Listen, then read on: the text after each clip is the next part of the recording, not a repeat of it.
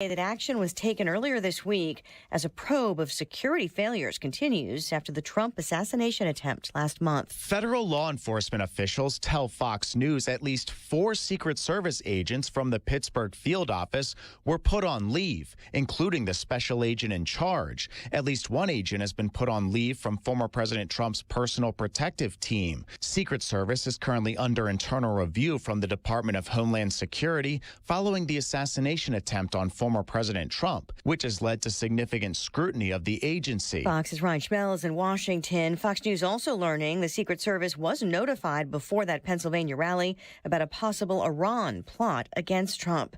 The Biden administration is being sued by 16 Republican-led states over a new possible path to citizenship for some illegal immigrants married to U.S. citizens, accusing the administration of bypassing Congress for political purposes. Texas, Florida, and 14 other states, along with America First Legal, are suing the U.S. Department of Homeland Security over its rule known as parole in place, which they allege shields an illegal migrant from being deported if the person is married to a United States citizen. The states argue the rule violates federal law preventing illegal immigrants from obtaining benefits, including permanent status, without first leaving the country and seeking lawful reentry. Fox's Evan Brown. To be eligible for the program, immigrants have to meet multiple requirements, including having lived continuously in the U.S. for at least 10 years, being married before the program was announced, and not posing a security threat. 2 abortion measures will be on the ballot in Nebraska. The Secretary of State just confirming rival initiatives both got enough signatures. One would expand abortion rights. The other would limit rights to the current 12-week ban. America's listening to Fox News. As a mom, comforting my family is what I do best. Vicks Vapor Stick provides soothing, non-medicated Vicks vapors in an easy-to-apply stick. And it dries fast, so there's no mess. I use it to comfort myself and my family. Thanks, Mom. Vicks Vapo Stick, soothing comfort for the whole family. And when you need more comfort for yourself, try Vicks Vapo Shower Max for steamy Vicks vapors. Use as directed. Vapo Stick for use ages 4 and up. Vapo Shower Max use for adults only. Did you know you can get your prescriptions for less at your local pharmacy? You can with GoodRx. It's the free app that can save you money on your medications. Just search for your prescription, choose the pharmacy and the price that works best for you, and then show your GoodRx coupon to your pharmacist at the drop-off counter. GoodRx works at over 70,000 pharmacies, including Walmart, Rite Aid, and Walgreens, and it works whether you have insurance or not. It's easy to save. Next time you drop off your prescription, check GoodRx. To start saving today, go to GoodRx.com. GoodRx is not insurance. Air Comfort Service, heating, cooling, and insulation, weather. Our transition back to summer continues going through our Friday afternoon. It's nothing out of the ordinary. We'll be just barely touching 90 degrees. Lots of sunshine. Tonight, clouds take over. 80s for evening plans, 73 for the low. Saturday, partly sunny, bump it to 92. Sunday, maybe a spot morning shower. Otherwise, partly sunny and a jump to 95 Sunday afternoon. This is 97.1 FM Talk. Chief Meteorologist Dave Murray. Are you ready to smell better naked? I'm Dr. Shannon Klingman, the OBGYN creator of Lumi, the whole body deodorant that's clinically proven to control odor for 72 hours on pits, feet, privates, and beyond. It's pH optimized to safely and effectively control odor anywhere you have it, but wish you didn't. Plus, it's proven to work better than a shower with soap alone. Whether you shower twice a day or 3 times a week, Lumi works better. And who doesn't want zero body odor? With over 200,000 5-star reviews, I'm so sure you're going to love it, or you can return it for free. There's a special offer for listeners. Use code BETTER and get 15% off your first purchase with code BETTER, like the Lumi Starter Pack, Acidified Body Wash, or new Lumi Plus Sweat Control. That's LUME Deodorant.com, code BETTER for 15% off your first purchase. Love it or return it for free. That's LUME Deodorant.com, code BETTER to save 15% today. You want to retire soon, but everyone keeps telling you to wait until you're 65. After all, that's the age that you qualify for Medicare and you're close to full retirement age. I'm Marvin Mitchell, president of Compass Retirement Solutions. In my new book, Retire Early, the 9 critical decisions when retiring before 65, I discuss proper planning to help make early retirement possible. When to take Social Security, what to do with your 401k, health care, how to maximize retirement income, and much more. Get a complimentary copy of Retire Early by calling 1-800-743-8510. That's 1-800-743-8510. Can you retire early? Call 1-800-743-8510 for your copy of Retire Early, the 9 critical decisions when retiring before 65. Investments and services offered through Compass Retirement Group, a registered investment advisory in Missouri and Illinois. Compass Retirement Solutions is not affiliated with the U.S. government or any governmental agency. Del Walmsley and the Wealth Cycle. This is the wealth cycle that I've taught for 30 years. Buy one house, 10 houses, an apartment, 2 apartments, 8, 20, 500 units, 1,000 units, 2,000, 5,000 units. And as you keep putting the money and the profits back in, you become one of those rich people. And much quicker than you'd even believe. Learn Del's Wealth Cycle at GiveMeTotalFreedom.com. Use promo code 2024. Save 60%. Code 2024. GiveMeTotalFreedom.com. GiveMeTotalFreedom.com. Don't let a cold, sinus infection, or allergies ruin your day.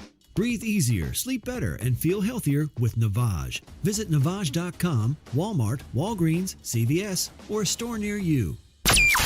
That is exactly what I needed to hear. Thank God someone here knows what you're talking about. That's us. That's right. Gotta love this American ride. All right, you need to take the time and get the full picture. Come on, turn the radio on. It's Saturday and I won't be long. Don't get me wrong. I love the ladies. I mean, they rev my engine, but they don't belong in the newsroom. It is Anchor Man, not Anchor Lady. What do you want from me? I'm not America's sweetheart. Goodness sake, kid. Keep your voice down. Your father's listening to the radio. I'm not America's sweetheart. This is the Annie Fry Show.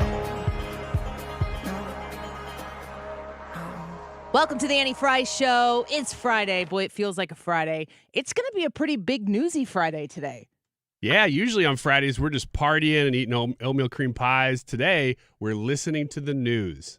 That's your Friday. Okay. That's not like a we thing. That's a you thing. Well, it is a me thing, but I want to clarify then that I'm listening to the news today because it's a big day. There's a chart where, like, the more oatmeal cream pies that Ryan eats, the less I have to talk on the show. Yeah, which is why I get so many of them, especially on Fridays. From me. From you. Specifically. Yes, it's feeding the beast. This is going to be a fun day. So RFK Jr. is going to speak at 1 o'clock our time.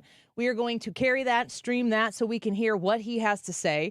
The question is certainly, is he going to drop out of the race, first and foremost? And B, if he does, is he going to endorse Donald Trump? I don't feel like there's any question about that.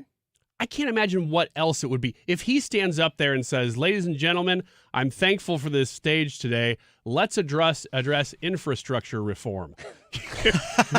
Gotcha.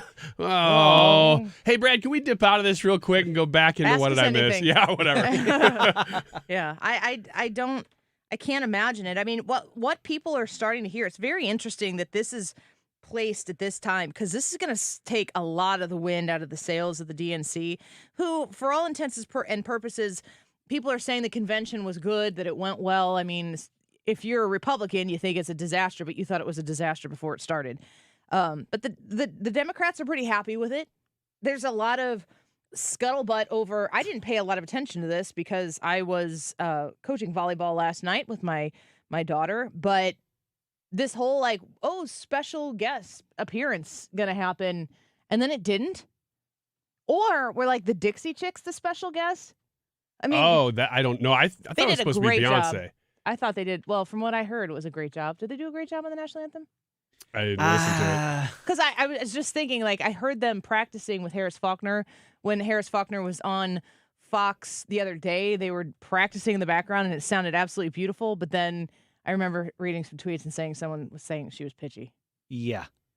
I that actually popped out in my head whenever I was listening to it. And I'm not, like, have a fine-tuned musical ear, but I was like, Terry, is somebody off?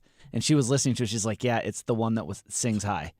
I'm going to go back and listen to it because I thought that the arrangement was beautiful. So then you got to have to execute it. So they had no special guest. Did I understand that correctly? Yes. Was it a bait and switch? Yeah, it absolutely was a bait and switch. It was to get people tuned in because they thought, ooh, maybe I'll see Beyonce, or there was somebody else that was rumored. It wasn't Taylor Swift, was it? Or was she just internet rumors? I read that Travis Kelce was a rumored. Oh, well, then that makes sense. Didn't the Chiefs play a preseason game yesterday? Was it in Chicago? It wasn't at the DNC. No, it certainly wasn't. No, there was a lot that was done to try to get eyeballs onto last night. And, maybe it worked. In and of itself is proof that they don't have it. Yeah, that's been the criticism the whole time is that, I've been talking to people around the office too, because, you try to get out of the bubble a little bit of just conservative world and, just hear a little bit from people who are not disengaged, but just don't necessarily not hyper-engaged. they don't have as much of a dog in the fight as people like we do. Well, they do. They just don't They do. see it that way. They're not as engaged. You use the right term. And, just saying that it was substanceless. It was. Dirk says Chiefs played the Bears yesterday. No way. In Chicago? Dirk. You better be telling the truth because we do not spread misinformation. Well, the DNC did. Well, that's why we call them out, is because we're so high on our laurels. But they haven't said. All I wanted to say was Yanni. You remember that? Oh yeah, I definitely do. In Chicago. Oh wait, George says at Arrowhead, and Dirk says in Chicago. Well, we got to fact check this. I Conflicting. wish we had the internet. We don't really have to. Let's just pick the story we like and go Yeah, with it. just That's go what they do. The whole beginning of the week we were talking about, there's been a lot of fluff, a lot of shine. It's very Hollywood. That's what they do well, and they did that well. But they didn't have any substance because zero of their policies are popular with American people right now. The only one that they might win a poll on is abortion. And so guess what they talked about all week? They talked about abortion. And then they just polished the crap out of that turd.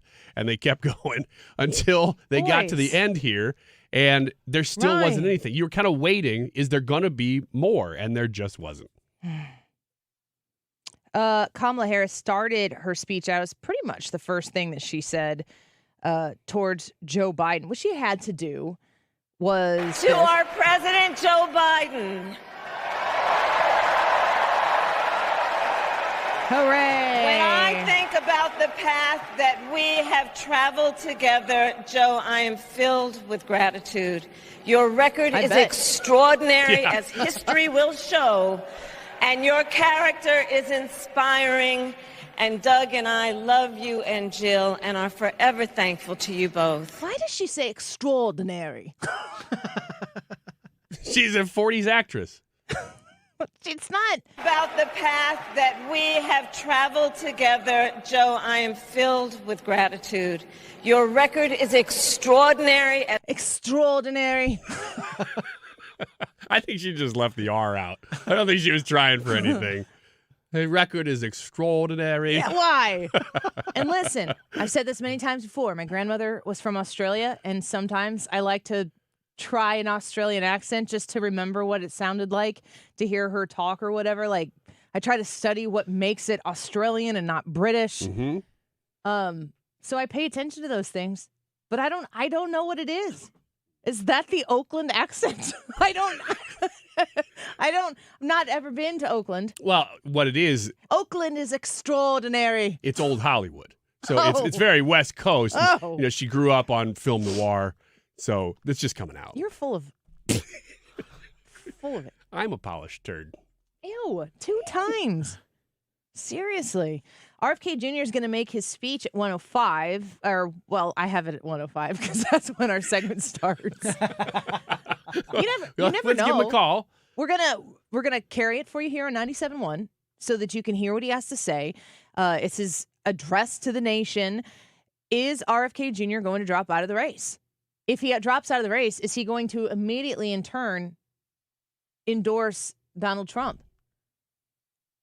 I'm starting to see spoken out loud from people who I'm like kind of trying to study this.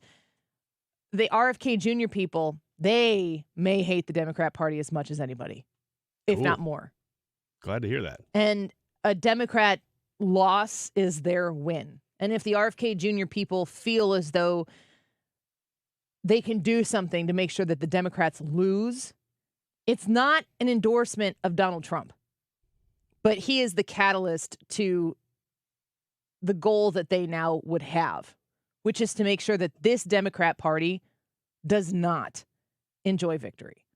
So there is going to be an address from RFK Jr. It's supposed to happen at 1 o'clock.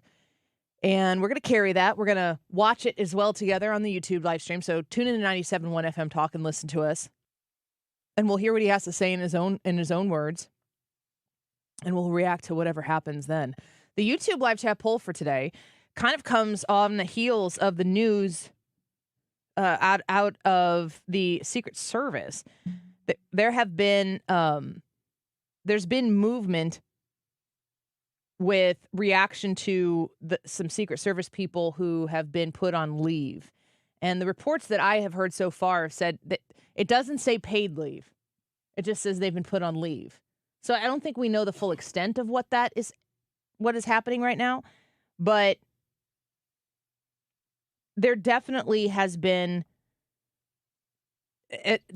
movement in, wow, that did not go well. Something there's a massive breakdown in security, obviously, around the moment that Donald Trump was shot at and hit. I was just thinking the other day, and every once in a while it kind of comes at me in a wave, but you realize how incredibly lucky Donald Trump is to be alive. Like, truly, zero exaggeration, to the extent that it's almost like he should not be alive. Like, he cheated death. And where would we be right now if he would have been struck in a fatal way that day? I absolutely want to get to the bottom of how this breakdown occurred, because it seems as though everybody who knows anything, I remember saying, I mean, we were on vacation when this happened, but I remember saying, like, what was the Secret Service doing? Like, they're going to have questions that they need to answer, and maybe they have answers for them, because you didn't know in the moment. You didn't know exactly what had happened, but like, whoa, how is that even possible in this day and age? And I think we're going to need those answers. And it's just like many, many other things. We may never have the answers. But I think that this is where RFK Jr.'s decision today really comes in to factor the separation of information that exists and the power that exists in a government structure that is there to sustain the government structure and to expand the government structure. That the government that is supposed to be by the people and for the people does not serve the people. It serves itself, and it leeches off of you to do so. Do you think RFK Jr. knows a little bit about that? And do you think he would be on the front lines of wanting to defeat it? So I'm interested to hear what he has to say at 1 o'clock. Our YouTube poll today is a doozy. You said, Brian, that you have an emphatic answer for this one? Right away when I saw this poll, I knew exactly which one I'd pick. And Brad and I both, I'm struggling. I need to pick. I need to think. I need to talk through it. So we're going to do that when we come back. The YouTube live chat poll for today is, which full story do you want the most? The Trump shooting? Jeffrey Epstein? 2020 election integrity? Or COVID? They're big stories. I love it. I mean, I really, really love this poll. You want to tell us what you think when we come back first? Yeah. Because I think Brad and I need to feel it through a little bit. Now, I will say there are two that are much clearer choices, but one that stands out the most. I have a guess on which one you want the most, but Okay. I could definitely see me being completely wrong. You might surprise us.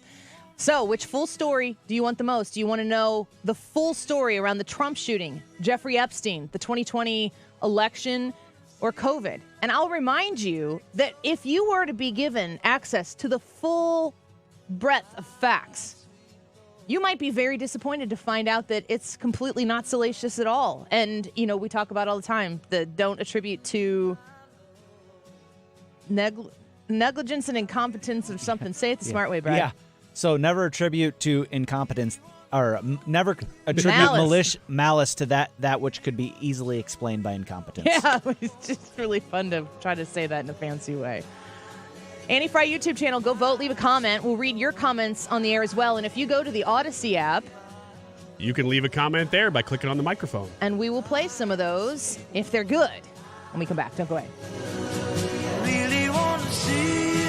You're listening to The Annie Fry Show on St. Louis's home for conservative talk. Find the podcast, on-demand audio, and more at 971talk.com/Annie.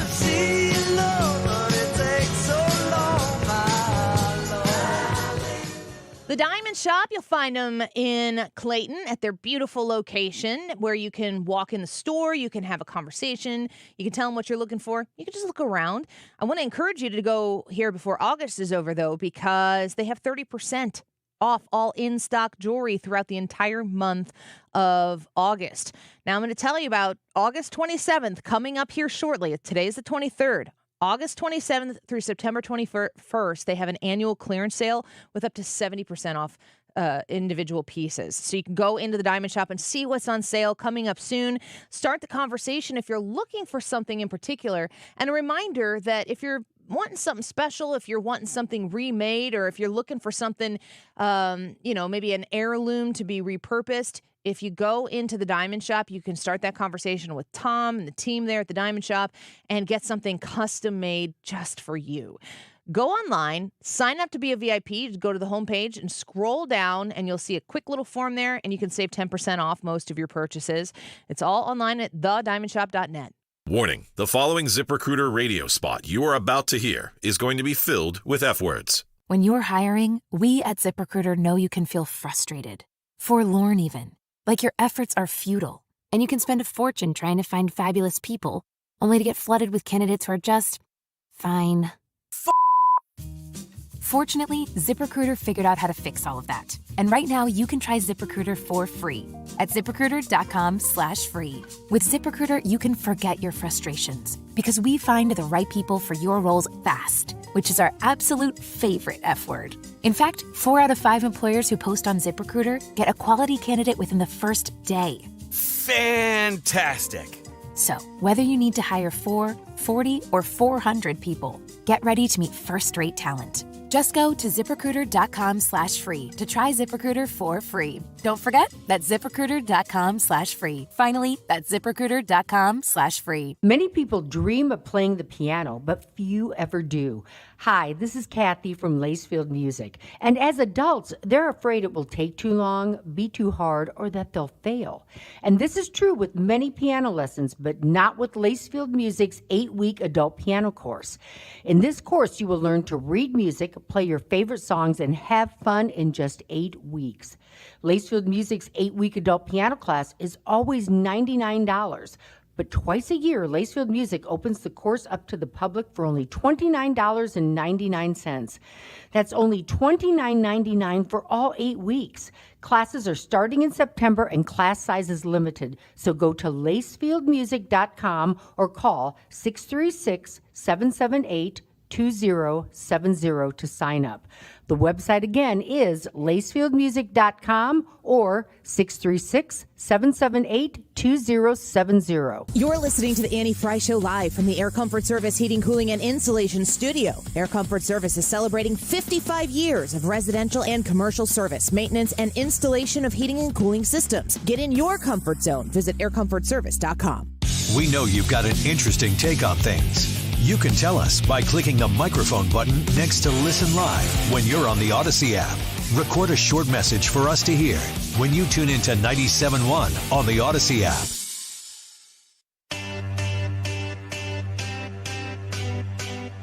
This is the Annie Fry Show. Follow Annie on Twitter at Annie Fry Show.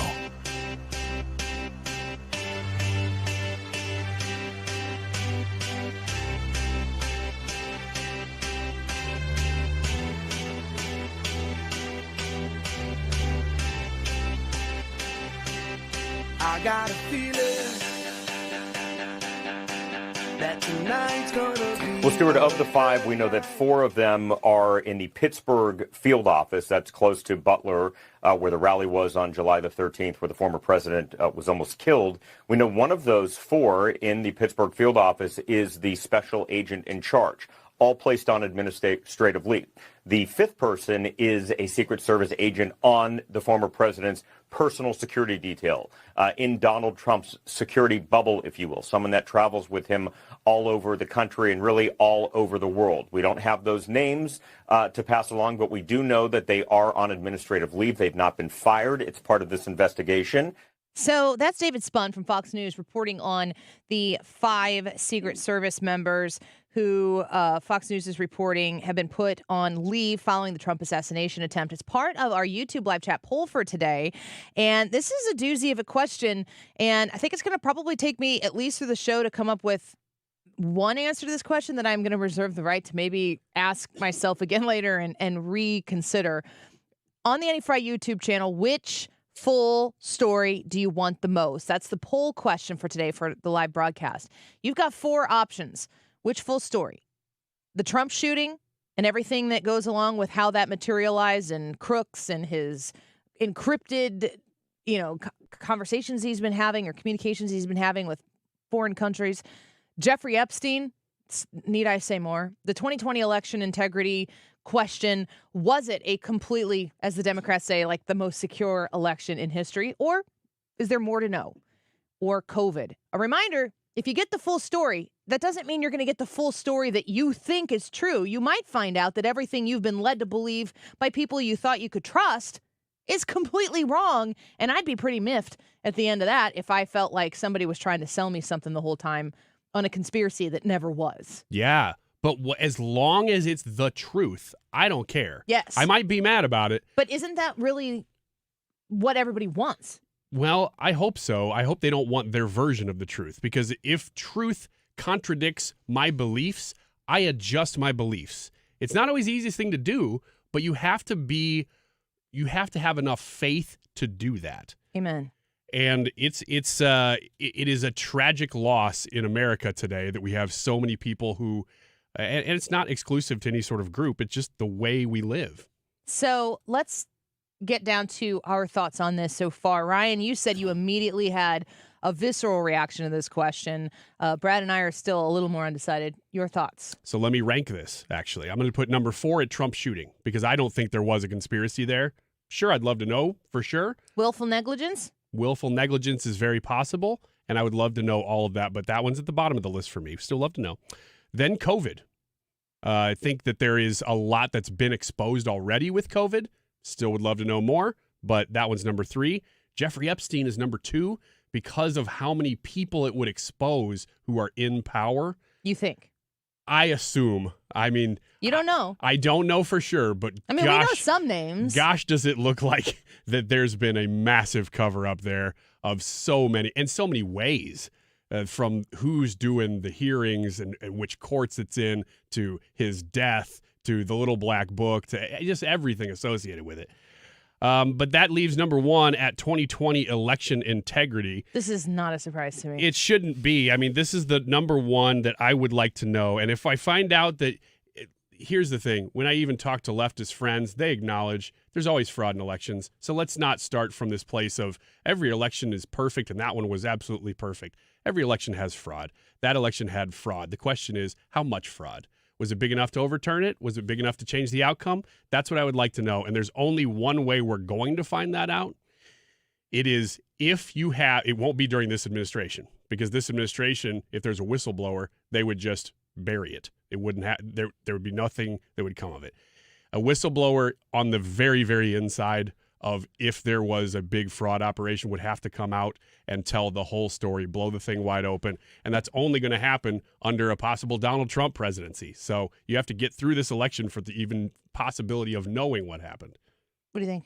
Man, Ryan makes a compelling point. And really, all I've been able to do right now is eliminate one from this list. And the one that I would put at number 4 is the same one Ryan put at number 4, the Trump shooting. I think that it was incompetence, and I think it's incompetence at the highest level.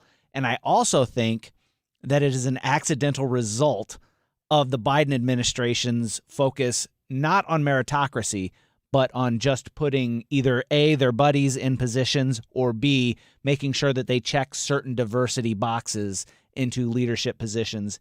And when that happens, everything below it kind of cascades and falls off. There, like you were reporting here earlier, that people have been put on leave. I'm seeing other reports about radios.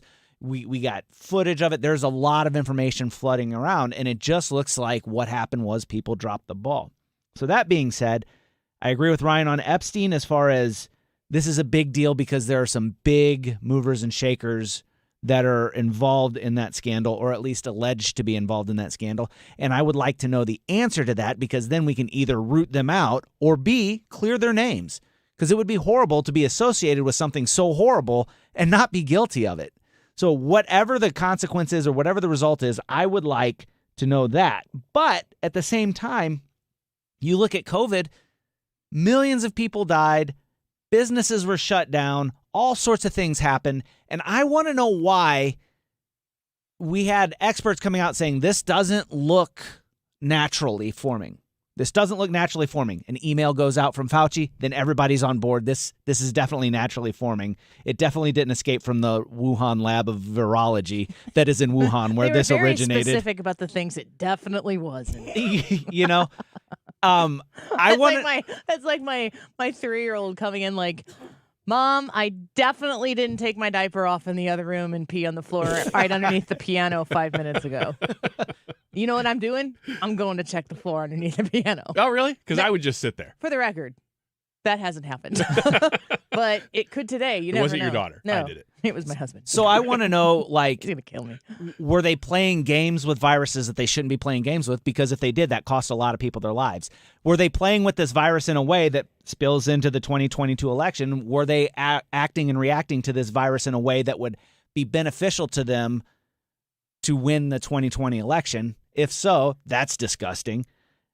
And I want to know the truth behind that. So I really want to know the answer to that. I really want to know the answer to the Epstein thing. But I also really want to know what happened in 2020 with the election. I can't decide between these three right now because everybody's seen that graph where it's like an arc and then it goes straight up and then over.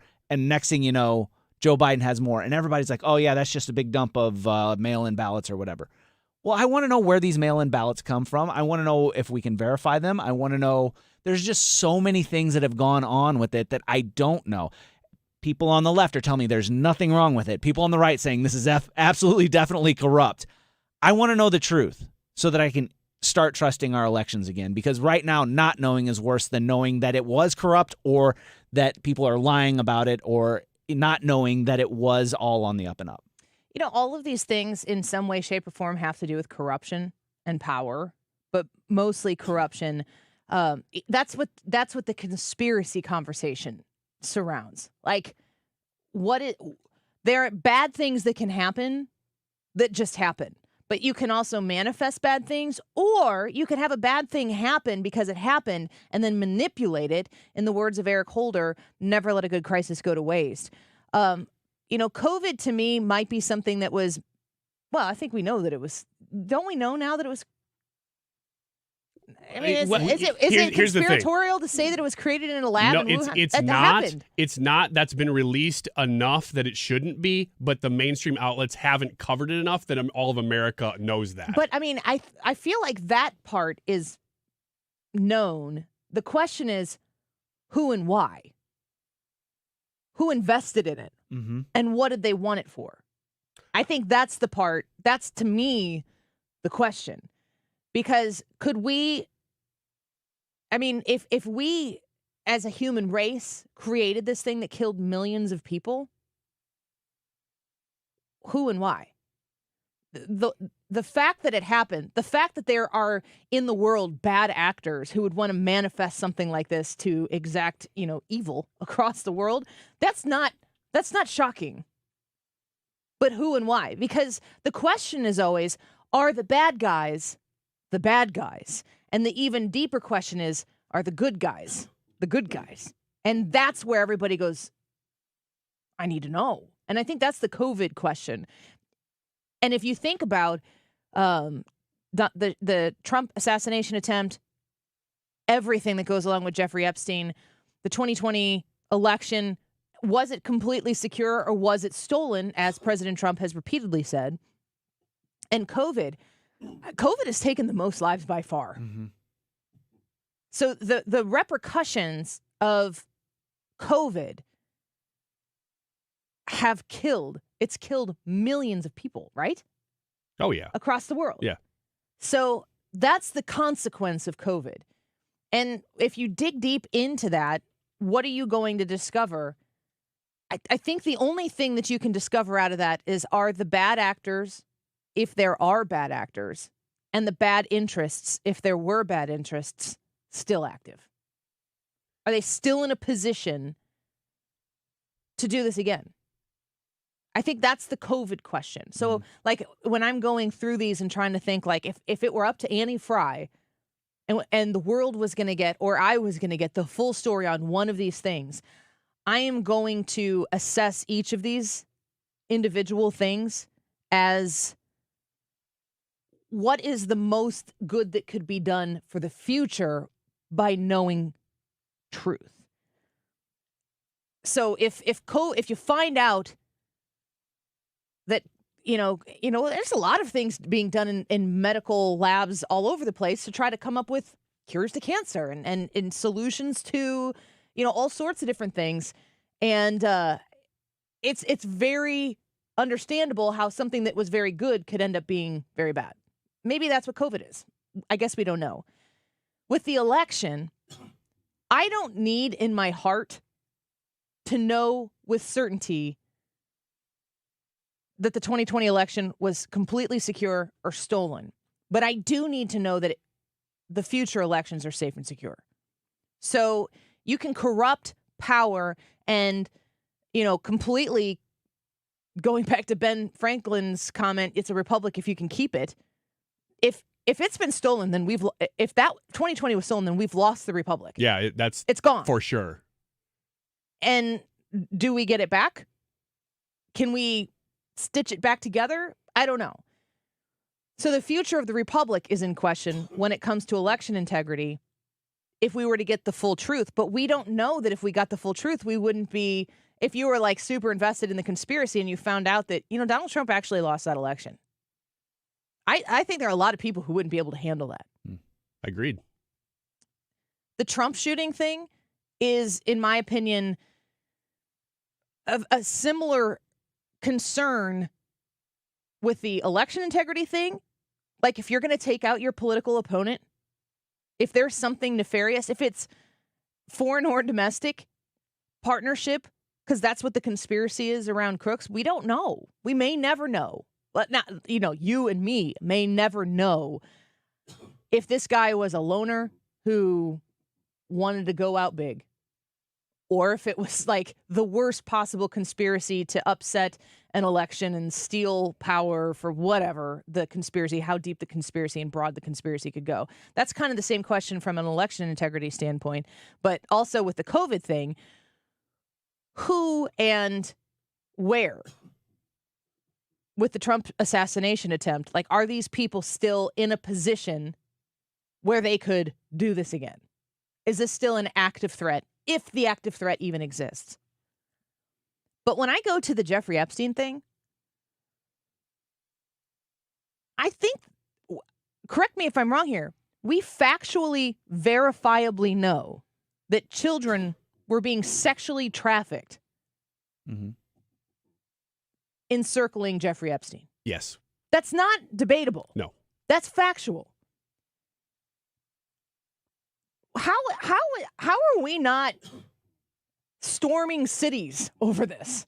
Yeah. That children are going missing. The number of migrant children that we don't know where they are and have no concern over it because it would be politically disadvantageous to the people who are in power to identify, we're missing tens of thousands, if not hundreds of thousands of children who have been brought here by human trafficking smugglers, and then they go missing because they're being sex trafficked. We know that that is happening, but we just file it away in the category of conspiracy.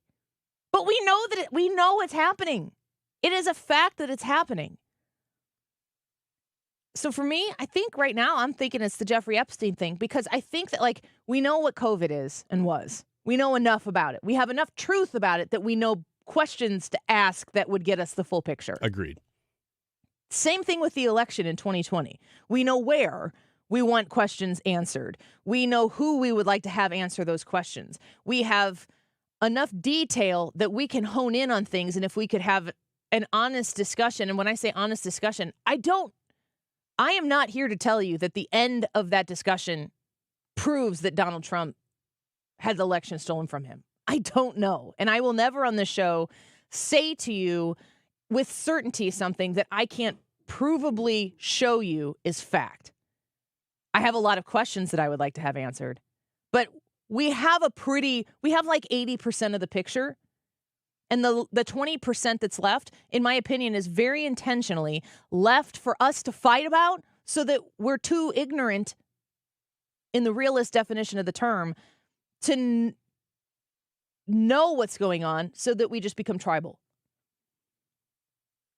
The Trump shooting situation, the gross negligence to the willful negligence to something even worse than that, it just pales in comparison to the understanding that there are children being stolen and sold for sex in our country and around the world, and we know about it, and it's in the conspiracy folder. Like, I think that I feel like we have probably not even scratched the surface of what is true regarding the Jeffrey Epstein thing. So I feel like, and to Brad's point too, there have been names that have been associated and connected with Jeffrey Epstein. Donald Trump is one of them. Mm-hmm. Bill Clinton has been connected.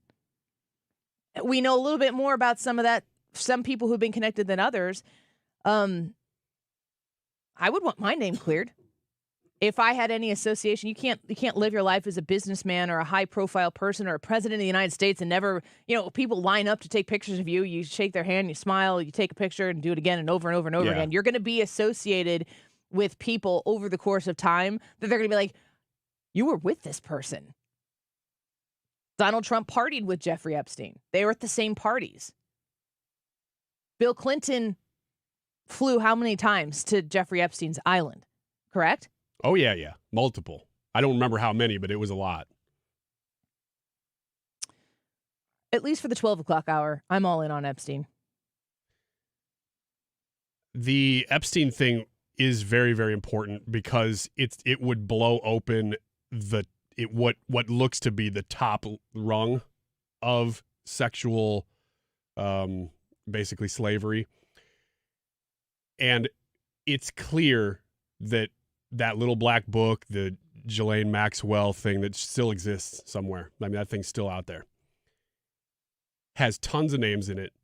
Some of them probably were participating in underage rape. Other ones were not. They were just in the book because they were part of the New York socialite scene. So you're right. A lot of those people need to have their names cleared, but never will. Other ones need to be in jail and never will go. Or worse. Which I'm in favor of. And right now, we're, as a country, the leadership of the country, I shouldn't say, because there are a lot of people in America who would really, really like to know more, but they're not in a position to do anything to find out about it. So we keep talking about it because we hope that one day that door will crack open. But when it does, if it does, we're going to find out that there were people from not just one party. This is rich people. This is powerful people. I think it's going to be the most bipartisan absolutely expose that's ever existed. And it will break things open. And it won't just be an American thing. It'll be all over the world. That would be an enormous story. And right now we have a little black book that suggests that underage kids were being sex trafficked to no one. Because nobody's been tried for that. Couple people, Ghislaine Maxwell, Prince, whatever his name is, Andrew. A couple people. That's it. But there are so many people associated with that who are getting off scot-free. I would love to know that. I also think that if you were to know the whole Jeffrey Epstein thing, the reality of this underworld that exists under our conscience, that it would have a ripple effect that would expose so much that didn't even have to do with Jeffrey Epstein, like the connections that you would be able to make. Yeah. I think it would transform our entire understanding, our existence and way of life, of what we consume, what we support, what we'll never do, what you'd never want to have anything to do with again. So, well, we need to know from you. And we've got 143 votes in so far. And I'm here to tell you there are 3 that are in competition for leading right now. Nobody has a 50% majority. We need to know for you. If you could have the full story on any of the following, which full story would you want to have the most? The Trump shooting, Jeffrey Epstein, the 2020 election integrity, or COVID? Go to the Any Fry YouTube channel, drop your vote there, leave a comment. If you go to the Odyssey app, you find 97.1 FM Talk. Yep, and then you click on the microphone. You can leave us a voice message. It's and we'll right next to like where you'd click where play. you click listen live, yeah. Gary said, I want to know the details of the shooting. Don't want to hear the sordid details of Epstein. The 20 election is water under the bridge. Wasn't interested in COVID during COVID. And then Dale said, Epstein, election, Trump, then COVID. Let us know what you think. Any Fry YouTube channel. We'll be back with Be or Not the Bee when we come back. And at 1 o'clock, RFK Jr.'s address to the nation. We've got it right here on 97.1 FM Talk. Don't go away. This is the Annie Fry Show. Follow Annie on Twitter at Annie Fry Show.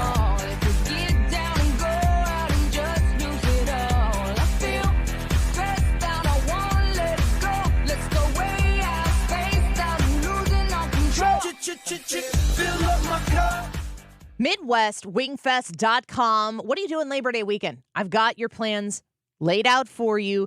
Friday and Saturday of Labor Day weekend in Fairview Heights, St. Clair Square by Dillard's. You are going to have the best time at Midwest Wing Fest, enjoying all kinds of food, especially delicious wings, barbecue, plenty of drinks, great live music, and a massive area for the kiddos. You get all of this. You get in for $5. 12 and over, you need to have a ticket, $5, but it all goes to benefit combat wounded soldiers and families of local fallen heroes. I've been to this event multiple times. We all went multiple times and enjoyed. Man, you guys, real quick, Ryan, how many wings could you put down in that VIP tent where it's all you can eat?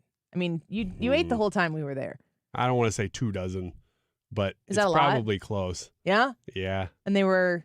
Oh, they're great. Yeah. And you just keep going back. Yes, you do. For the amount of time that you're there, I encourage you to check out that VIP ticket. There you can upgrade your experience with unlimited chicken wings from Dandy Inn and beer from Chick Fritz Distributors and private restrooms. It's this Labor Day weekend. Get your tickets at MidwestWingFest.com. Wesley Financial Group is not a law firm. If you own a timeshare, don't miss this public service announcement from Chuck McDowell, founder of Wesley Financial Group. If you receive an unsolicited phone call or mail piece to discuss selling, renting, or especially canceling your timeshare, don't fall for it. If you really want out of your timeshare, hang the phone up immediately or throw that mail piece in the trash and contact your timeshare resort or Wesley Financial Group for assistance with your timeshare. As the only Inc. 500 timeshare cancellation company, our knowledge, experience, and results has made Wesley a trusted resource for over 40,000 families we've helped get out of their timeshare. Give us a call, and I'll send you our timeshare exit information kit free with the straight facts about your timeshare and all of your options for cancellation. Call for your free info kit. 800-513-4444. 800-513-4444. 800-513-4444. St. Louis City SC and Schnucks are teaming up on a week-long food drive benefiting Operation Food Surge. Now through August 25th, visit your local Schnucks and donate non-perishable food items. Not sure what to donate? Grab your favorite cereal and peanut butter, canned meats, soups, stews, veggies, pasta, rice, and beans. Join the effort to help City SC and Schnucks fight food insecurity in our region. Together, we can all heal hunger in our city. Donate today. Renewal by Anderson's 1 month only sale is happening now. Save hundreds on every window and patio door with 0 interest for 3 years. Call by August 31st, 314-720-9200. Well, if you'd like to watch the live stream of this here radio show, you can do so by going to YouTube. Actually, multiple places, but if you go to YouTube and you type in Annie Fry, you will see the live stream come up. You can also participate in the poll there, which is which full story do you want the most? Trump shooting, Jeffrey Epstein, 2020 election integrity, or COVID? Let us know. We've been talking about it. We want to know what you think. 1250. This time check is sponsored by Jerry Kelly Heating and Air Conditioning. It's time for a $98 AC tune-up. Join us for Midwest WINGFEST in Fairview Heights Labor Day weekend. Wings, drinks, and music, all to benefit combat wounded soldiers. A huge variety of food and music. It's all in Fairview Heights. Info at MidwestWingFest.com.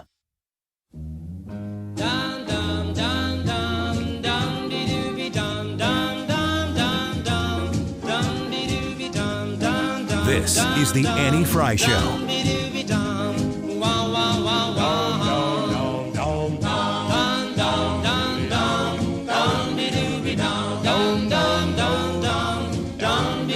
Wiggins! Oh! Wiggins! All right. Wait for it. There we go. The bee or not the bee. Man. Take the time. This delay from when I click something and it starts to play is anywhere from 3 seconds to 10. Or instant. Or not. No, I haven't had that. Oh, really? That's the way it used to be. Oh, I thought sometimes you'd be like talking into it and it would just start. Well, that's because I'm waiting. Because you don't know. Yes, I have to time it correctly. Okay. All right. These Good are all old internet. stories that are either the Babylon Bee, which means that they're fake and they're satire and they're meant to be funny, or they're real. I'm going to read the headlines. You got to tell me which one's which.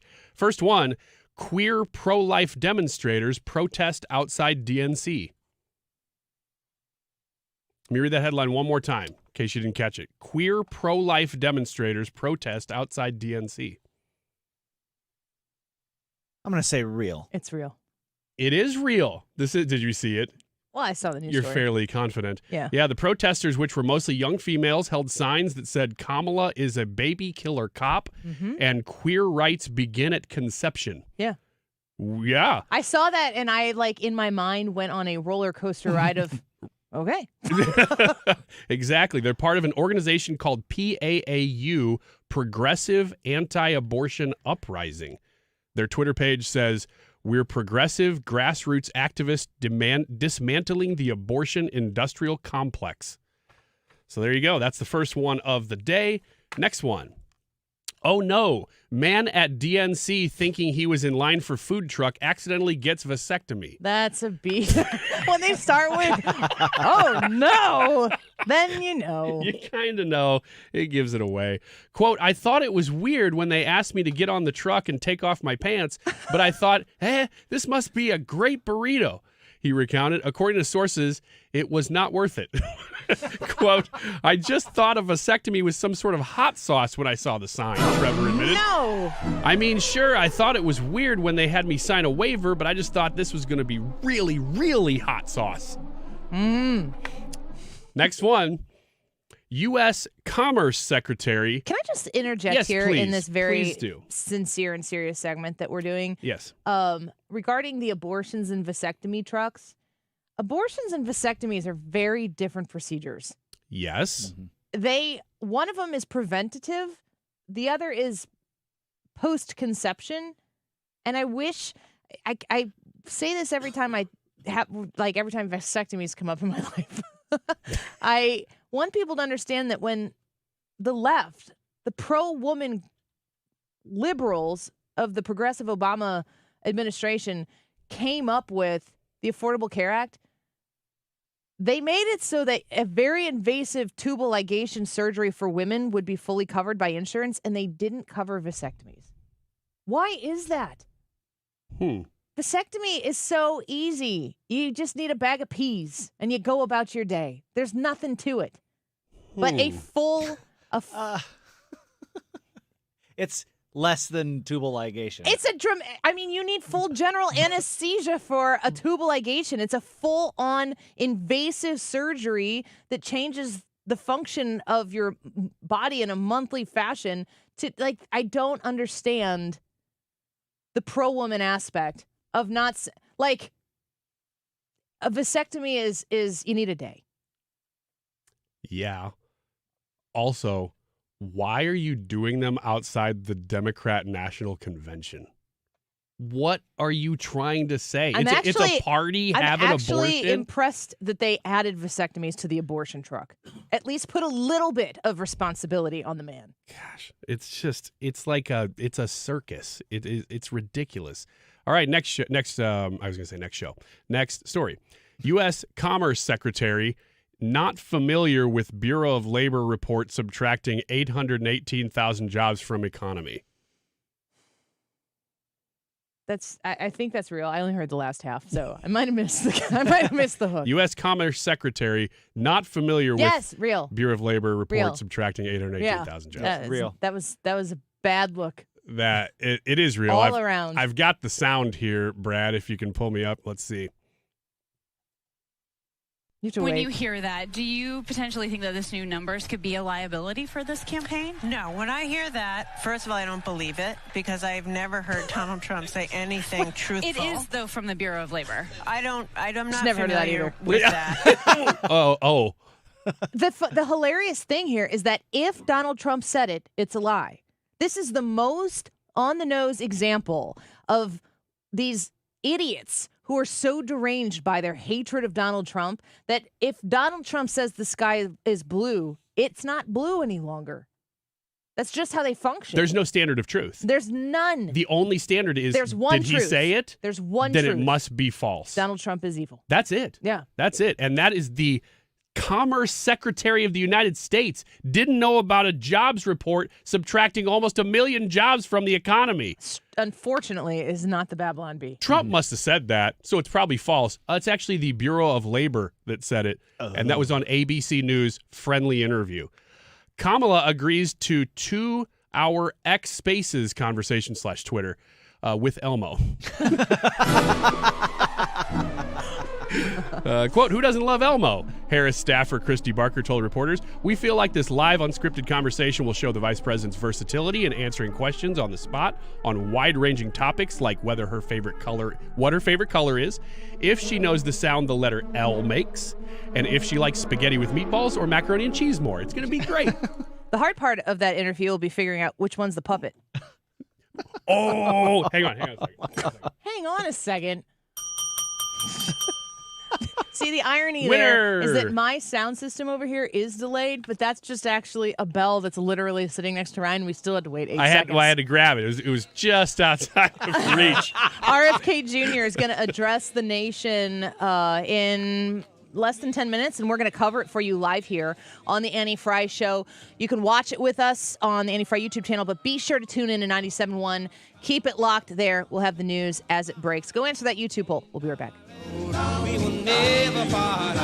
Attention Missouri Medicaid members. If you need assistance with daily living, you can receive a free service from Freedom Care in your own home from a loved one. With Freedom Care, you decide who provides your daily care with help preparing meals, bathing, laundry, transportation, and more. A family member or friend that gets paid instantly after every shift. It's all funded by Medicaid and 100% free to you. Call now to check your eligibility. New to Medicaid, the Freedom Care family will guide you through enrollment, making it stress-free for patients and caregivers. With over 5,000 five-star Google reviews, we've perfected at-home care for Medicaid members and caregivers. This service is free to you through Medicaid, and with our InstaPay app, caregivers are paid instantly. So go to freedomcare.com or call 314-557-7915. 314-557-7915. 314-557-7915.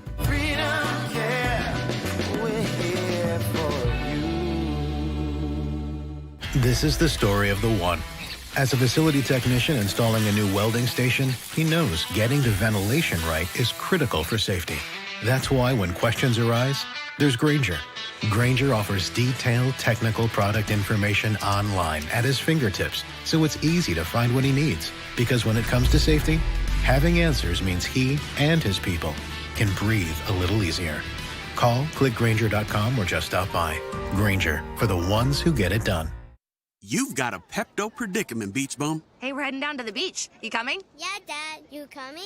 I had a little too much to eat at the resort buffet. I need a minute. Oh, you overdid it. And now your beach vacation is giving you belly waves. Undo it with Pepto. When you have nausea, heartburn, indigestion, indigestion, upset stomach, diarrhea. Pepto-Chewables provide fast 5-symptom relief so you can get back to making memories. Let's go, Dad! When you overdo it, undo it with Pepto. Use as directed. Keep out of reach of children. KFTK FM Florissant. From the Under Law Injury Lawyers, GetJim.com studio. That's GetJim.com. 97.1 FM Talk. Always live on the free Odyssey app. One campaign may be ending. Lisa Brady, Fox News. Independent presidential candidate Robert F. Kennedy Jr. is set to make an announcement after his running mate hinted he might drop out of the race and back former President Trump. Kennedy will speak in Arizona, where the former president rallies later today. But first, Trump will visit a Las Vegas restaurant. He's likely to double down on his message that he would like to end federal taxes on tips. It's an idea that has generated a lot of buzz on the campaign trail, but is also getting a lot of attention specifically here in Nevada. You've got so many hospitality workers who rely on their tips to make their living, and we expect the Trump campaign is only going to try to keep that message front and center going forward. Fox's Mark Meredith in Las Vegas. Trump has accused Vice President Kamala Harris of copying his no tax on tips proposal.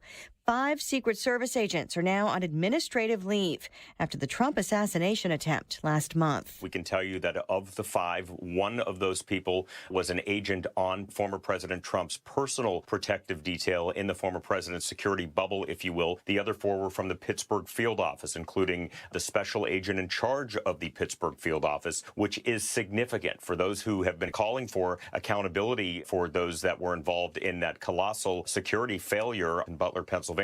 They have this now to point to. Fox's David Spunt in Washington. Multiple investigations of the shooting and security failures continue, including the new probe by a bipartisan task force in Congress. Chicago Mayor Brandon Johnson taking a victory lap after his city's hosting the Democratic National Convention, praising police and the Secret Service. There were individuals who were rooting against Chicago, and they were rooting for violence and chaos. Johnson says they proved critics wrong with no repeat of the riots at the 1968 Democratic Convention. This week's protests, many over the war in Gaza, were largely peaceful. America is listening to Fox News. As a mom, comforting my family is what I do best. Vicks VapoStick provides soothing, non-medicated Vicks vapors in an easy-to-apply stick. And it dries fast, so there's no mess. I use it to comfort myself and my family. Thanks, Mom. Vicks VapoStick, soothing comfort for the whole family. And when you need more comfort for yourself, try Vicks Vapo Shower Max for steamy Vicks vapors. Use as directed. VapoStick for use ages 4 and up. Vapo Shower Max use for adults only. Did you know you can get your prescriptions for less at your local pharmacy? You can with GoodRx. It's the free app that can save you money on your medications. Just search for your prescription, choose the pharmacy and the price that works best for you, and then show your GoodRx coupon to your pharmacist at the drop-off counter. GoodRx works at over 70,000 pharmacies, including Walmart, Rite Aid, and Walgreens, and it works whether you have insurance or not. It's easy to save. Next time you drop off your prescription, check GoodRx. To start saving today, go to GoodRx.com. GoodRx is not insurance.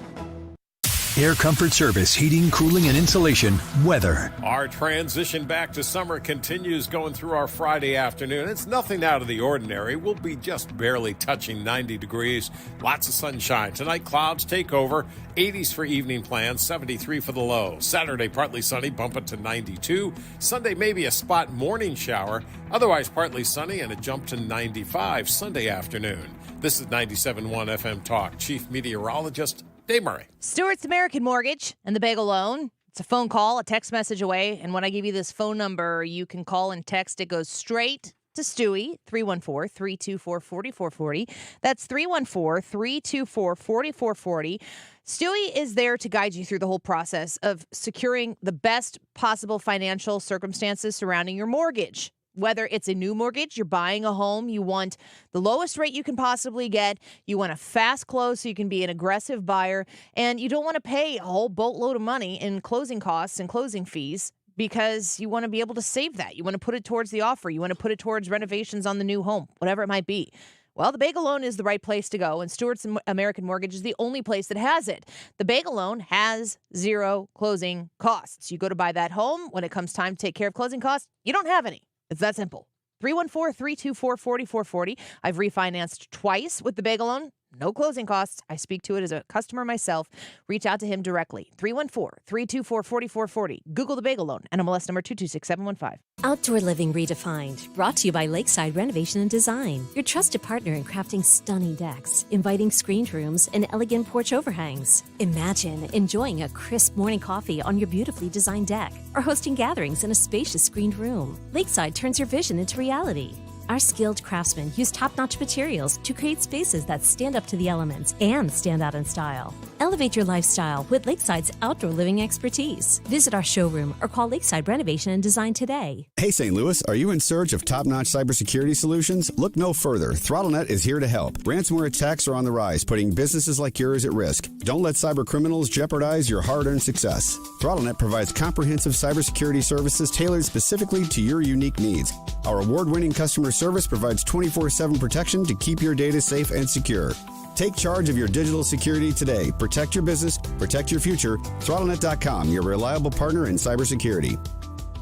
Mark Cox here. If you're nearing retirement or already retired, call my friends Thomas Helbig and Bob Kershaw with the Retirement Advisory Group. They'll show you how to link to the market without the risk. They're the official financial advisors of my show. Go online to retirementkey.com. If you missed the last debate, you missed a lot. Be sure to join us at 97.1 FM Talk for this one at Dave & Buster's September 10th. Just sign up ahead of time at 971talk.com/events. That is exactly what I needed to hear. Thank God someone here knows what you're talking about. That's us. That's right. Gotta love this American ride. All right, you need to take the time and get the full picture.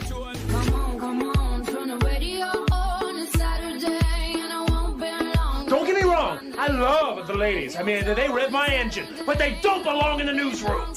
It is Anchor Man, not Anchor Lady. What do you want from me? I'm not America's sweetheart. Goodness sake, kid. Keep your voice down. Your father's listening to the radio. I'm not America's sweetheart. This is the Annie Fry Show. Welcome back to the Annie Fry Show. We are awaiting the address from RFK Jr. We will cover it live here on 97.1 FM Talk, and we will also stream it. So make sure that you join us on the Odyssey app, and you can stream it wherever you go. You can take the Odyssey app anywhere you go. Find 97.1 FM Talk there. I think you can still. Can you favorite our show still? Does that still exist On the app? Yeah. With I don't know. podcasts, you can listen. I don't know the answer to that. Well, it's a super easy way to take the station with you and take the show with you, all the shows in the station. So you can keep up with us there. Tulsi Gabbard was speaking about RFK Jr. and the future for him. His supporters are independent-minded people who value freedom, who are concerned about what President Biden and Vice President Harris have done to our country and leading us into the brink of multiple regime change wars, the brink of World War III and nuclear war. They're concerned about this broken healthcare system and the deep rot of corruption that is entrenched in almost every agency in our government. We'll see what Bobby Kennedy decides to do, and no vote should be taken for granted. He'll have to make the case to his supporters about the very clear contrast between Kamala Harris and Donald Trump. Kamala Harris standing for taking away our freedom, an increasingly tyrannical government, and more war, versus Donald Trump, who stands for peace, prosperity, and freedom. Well, I anticipate what we're going to hear from RFK Jr. We don't know for certain that he's going to suspend his campaign. We've heard from RFK Jr. Jill Stein tweeted this out earlier today about how aggressively the Democrat Party is working to sue both of those campaigns to essentially run them out of funds. They're trying to make it in the courts so that their opponents can't compete, which is an indication to me that the Democrats are not confident in Kamala's ability to win this race outright. They believe that it's going to be, at minimum, razor thin, where an RFK Jr.'s candidacy could, even if he were just on the ballot in a few swing states, could, in effect, throw the race away from the Democratic Party to Donald Trump. Both Jill Stein and RFK Jr. have been very critical of how the Democratic Party has been so litigious. And, I always have to catch myself, and I'm always reminding you, they are hypocrites. The Democrat Party are complete and total knowing hypocrites. They know what they're doing. They understand that it's hypocritical.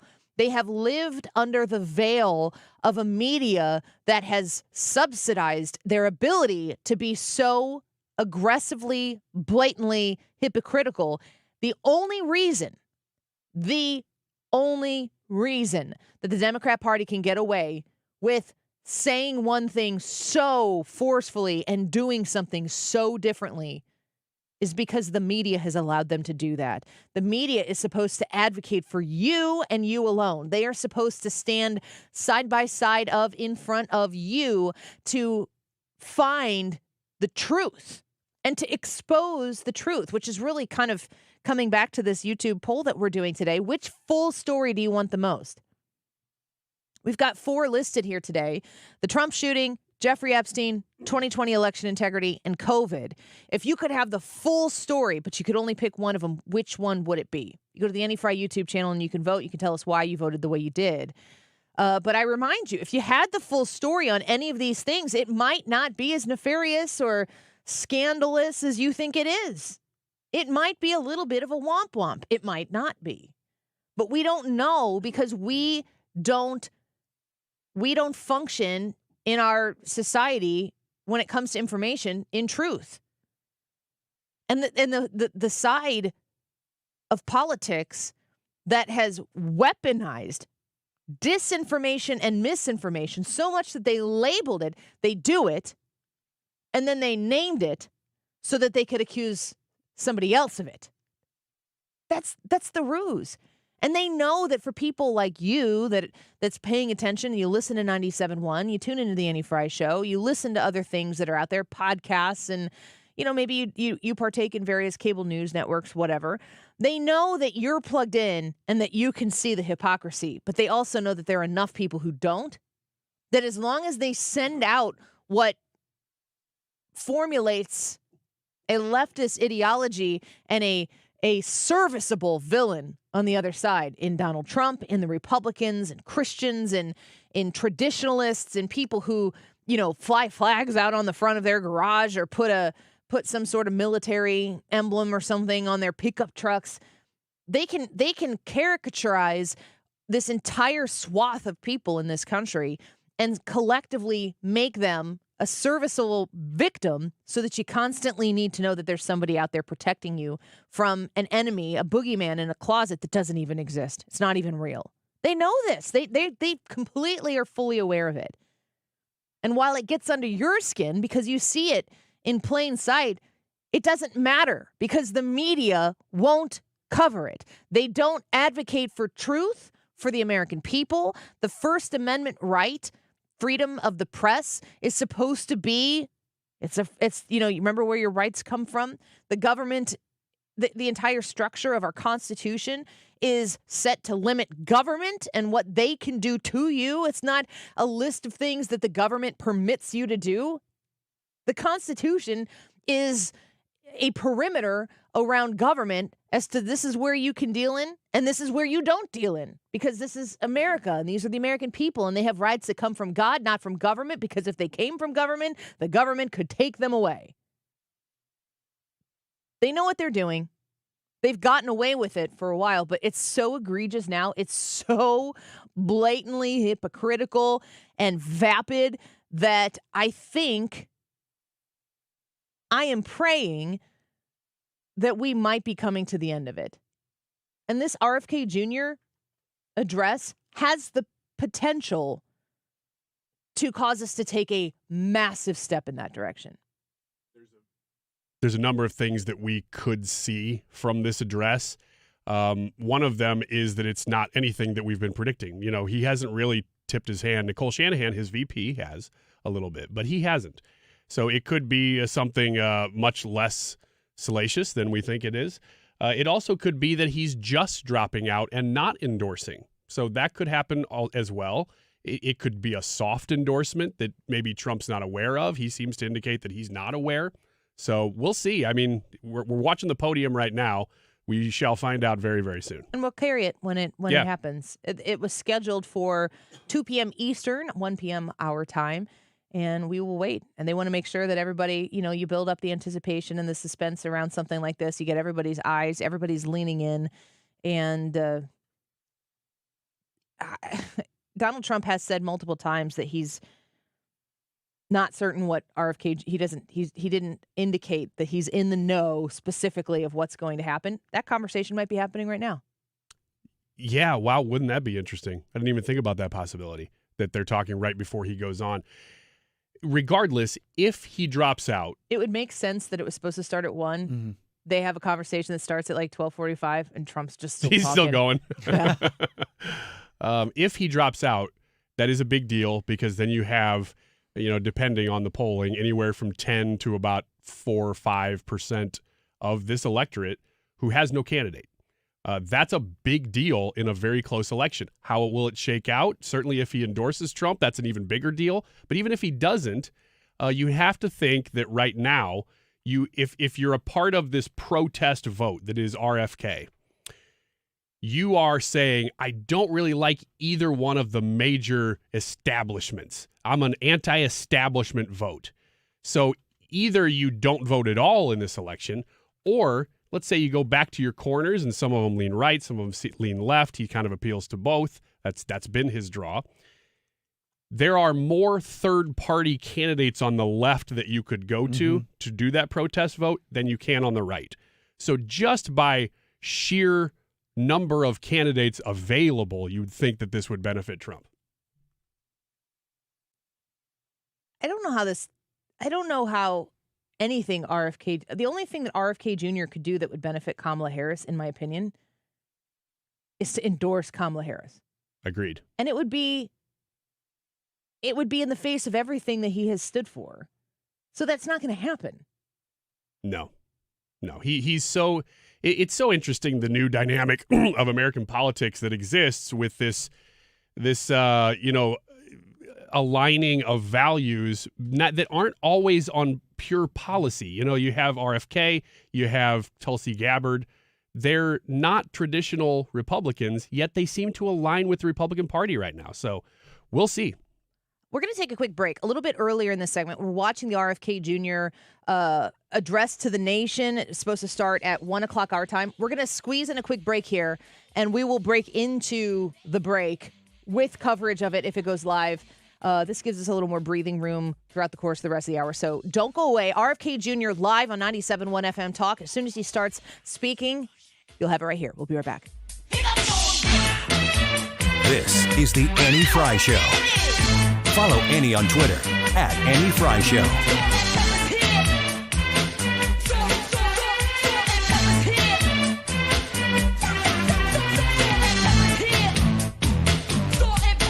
I'm embarrassed to say this. I've been using deodorant on my armpits for 30 years, and anytime I noticed odor anywhere else, I thought I needed another shower, I wasn't clean, or I felt like there was something wrong with me. And then my gynecologist told me about Lumi. It's a whole body deodorant for pits, feet, and privates that controls odor anywhere and everywhere on your body. Since Lumi, I never have to worry about body odor ever again, anywhere on my body. And that reassurance is worth every penny. There's a special offer for listeners. Use code SHOWER and get 15% off your first purchase with code SHOWER, like the Lumi Starter Pack, Acidified Body Wash, or new Lumi Plus Sweat Control.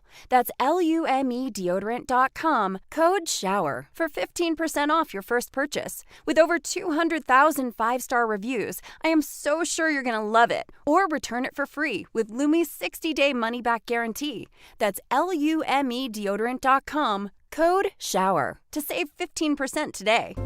Jewels on Hampton and St. Louis Hills is paying some of the highest prices on gold, silver, diamonds, semi-precious colored stones, coins, flatware, and fine watches on site. Jewels on Hampton is a premier jeweler featuring Alvanza's jewel art designs with an exquisite selection of diamonds, semi-precious stone jewelry, and vintage watches. Their expert design team can restyle your jewelry to today's contemporary style. They also do jewelry and watch repair. Need extra cash? Jewels on Hampton is paying some of the highest prices on gold, silver, diamonds, semi-precious colored stones, coins, flatware, and fine watches. Bring in your collectibles and clocks and sports memorabilia and figurines too. Jewels on Hampton, 4506 Hampton, just 3 blocks south of Chippewa, and jewelsonhampton.com. Call them at 314-752-5000, 314-752-5000, and jewelsonhampton.com. Jewels on Hampton. It is so hot.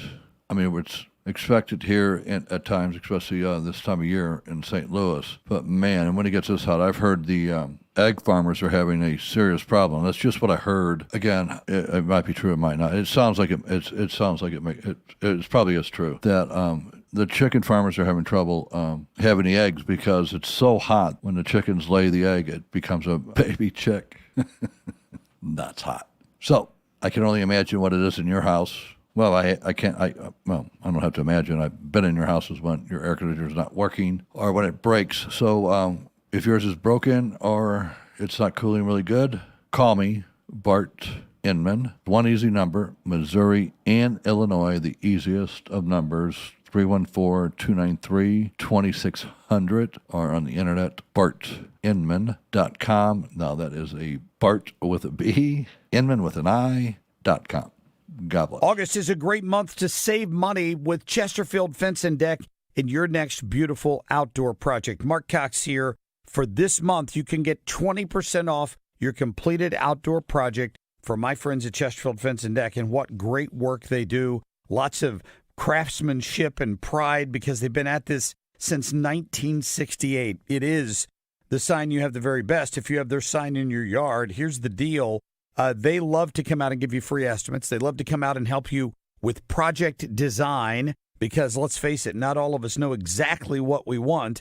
But, boy, if you see it in a picture and they've got an extensive digital photo gallery, then you know when you see it what you want in your backyard. They've got beautiful fences and decks, and they've got pergolas and screen rooms and custom sunrooms.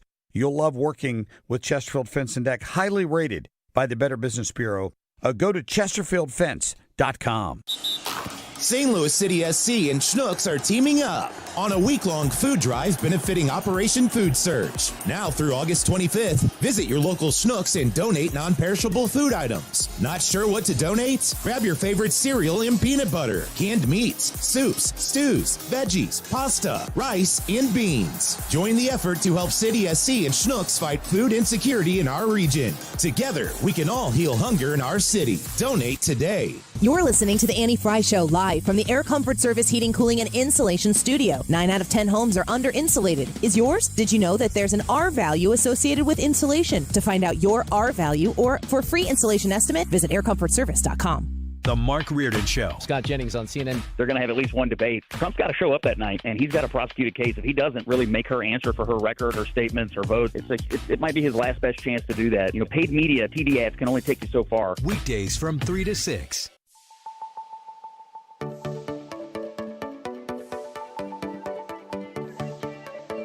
Hey, you moved my stump. I'm going to wreck it. I can fix it.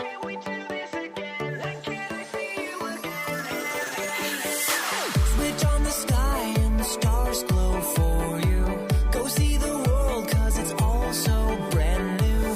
Don't close your eyes 'cause your future's ready to shine. It's just a matter of time before we learn how to fly. Welcome to the rhythm of the night. There's something in the air you can't deny.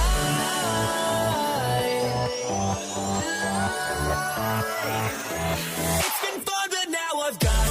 Welcome back. We're waiting on RFK Jr. to deliver his address. He was scheduled to go at 2 p.m. Eastern, 1 p.m. our time, and we don't know what is going to come of this quite yet, but we have a lot of expectations. We do anticipate the possibility that he's going to suspend his campaign.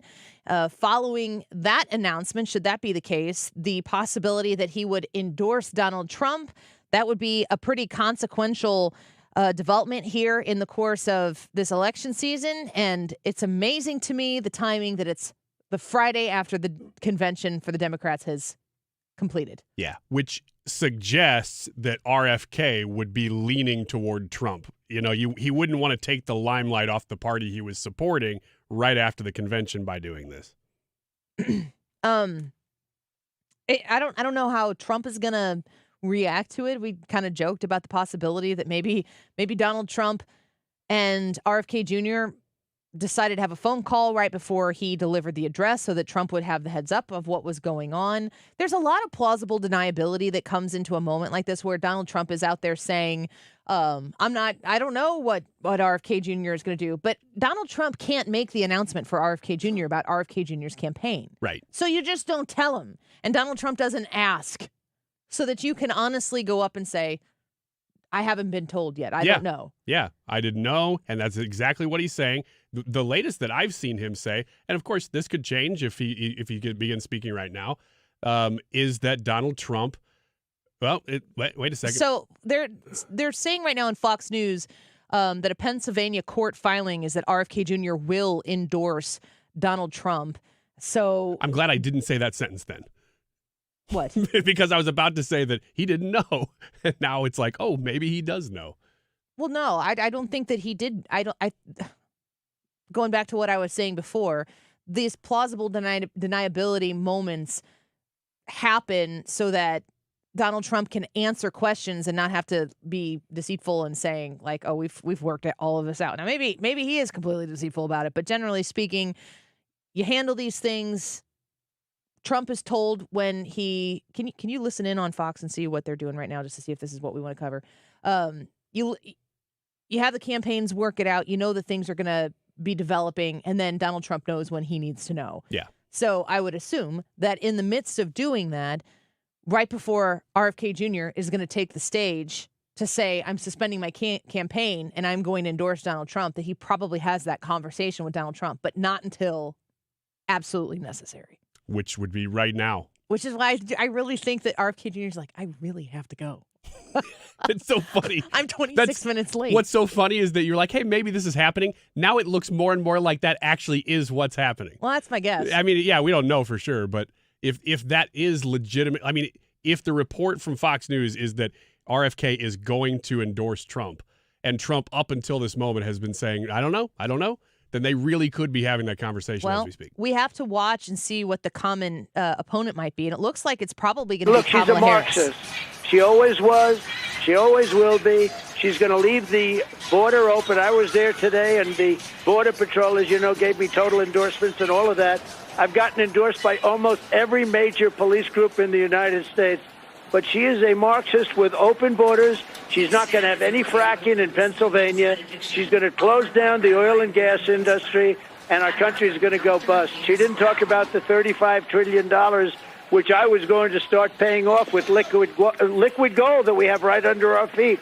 We were going to start paying off debt, lowering taxes still further. And, you know, she wants to raise the taxes on corporations.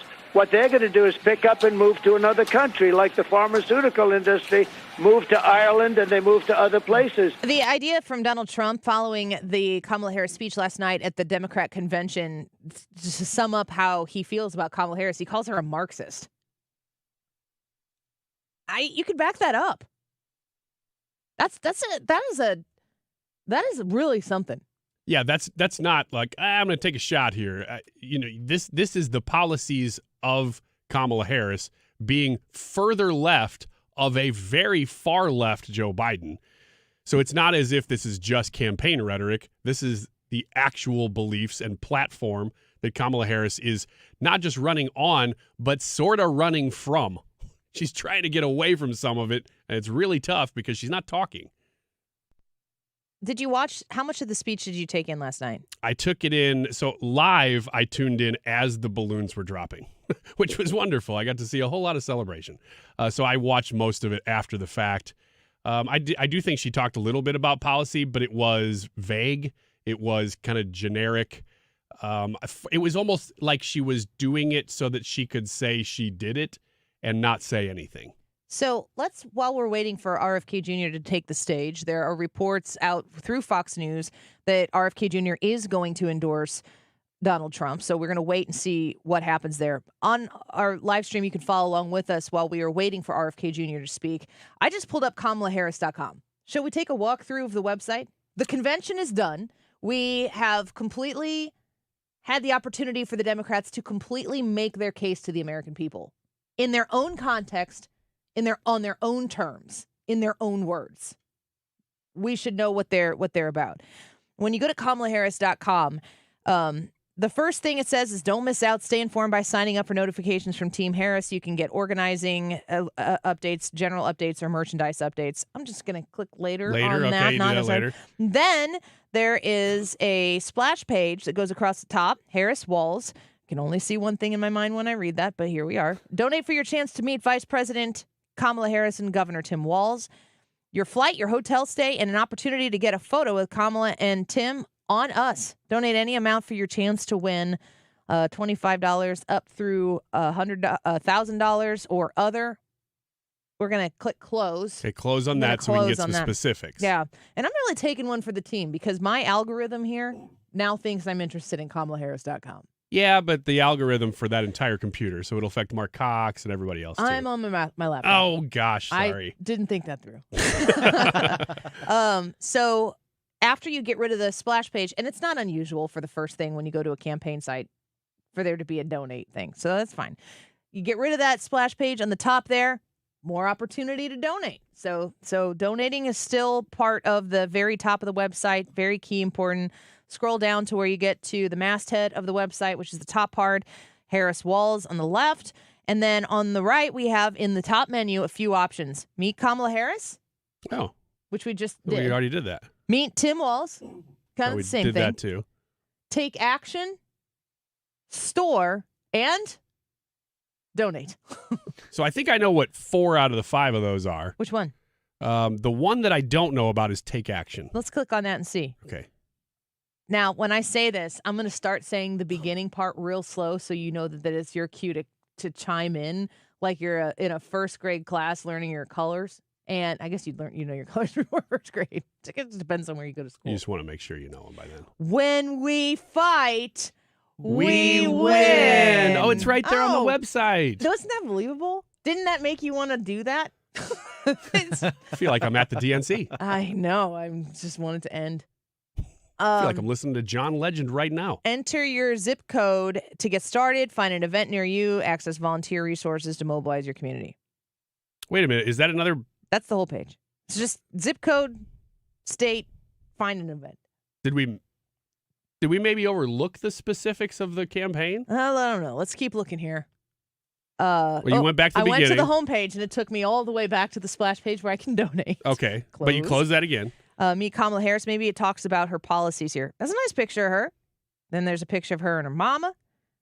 Okay. Her Shamala. Is that how you say her mom's name? I don't know. Talks about her time as Attorney General, District Attorney.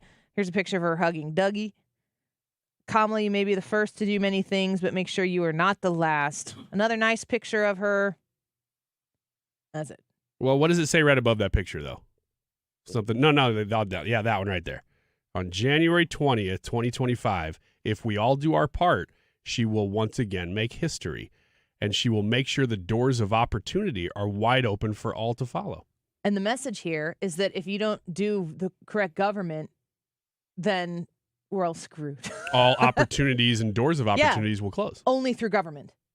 Only through the correct. Our government is so big that if we choose the wrong one, you will be limited. You won't have any opportunities if the government isn't involved in it. So that's me, Kamala. There's not any policies there. Maybe the policies are under the Tim Walz. Well, it has some history of where she's been. This guy looks so normal and Midwestern and white. I'm talking about his hair. His skin's white too. Mm-hmm. He's got some super white hair. He's just like me. It's like looking into a mirror. Mm-hmm. A Midwestern mirror. Mm-hmm.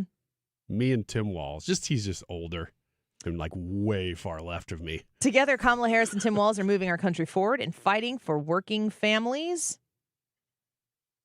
Okay, so it talks about, the things that he's done. He was a governor. He is a governor.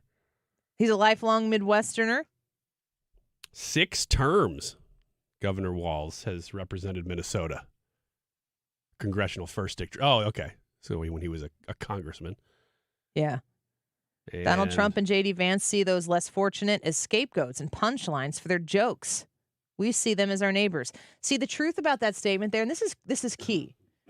Donald Trump and J.D. Vance see those less fortunate as scapegoats and punchlines for their jokes.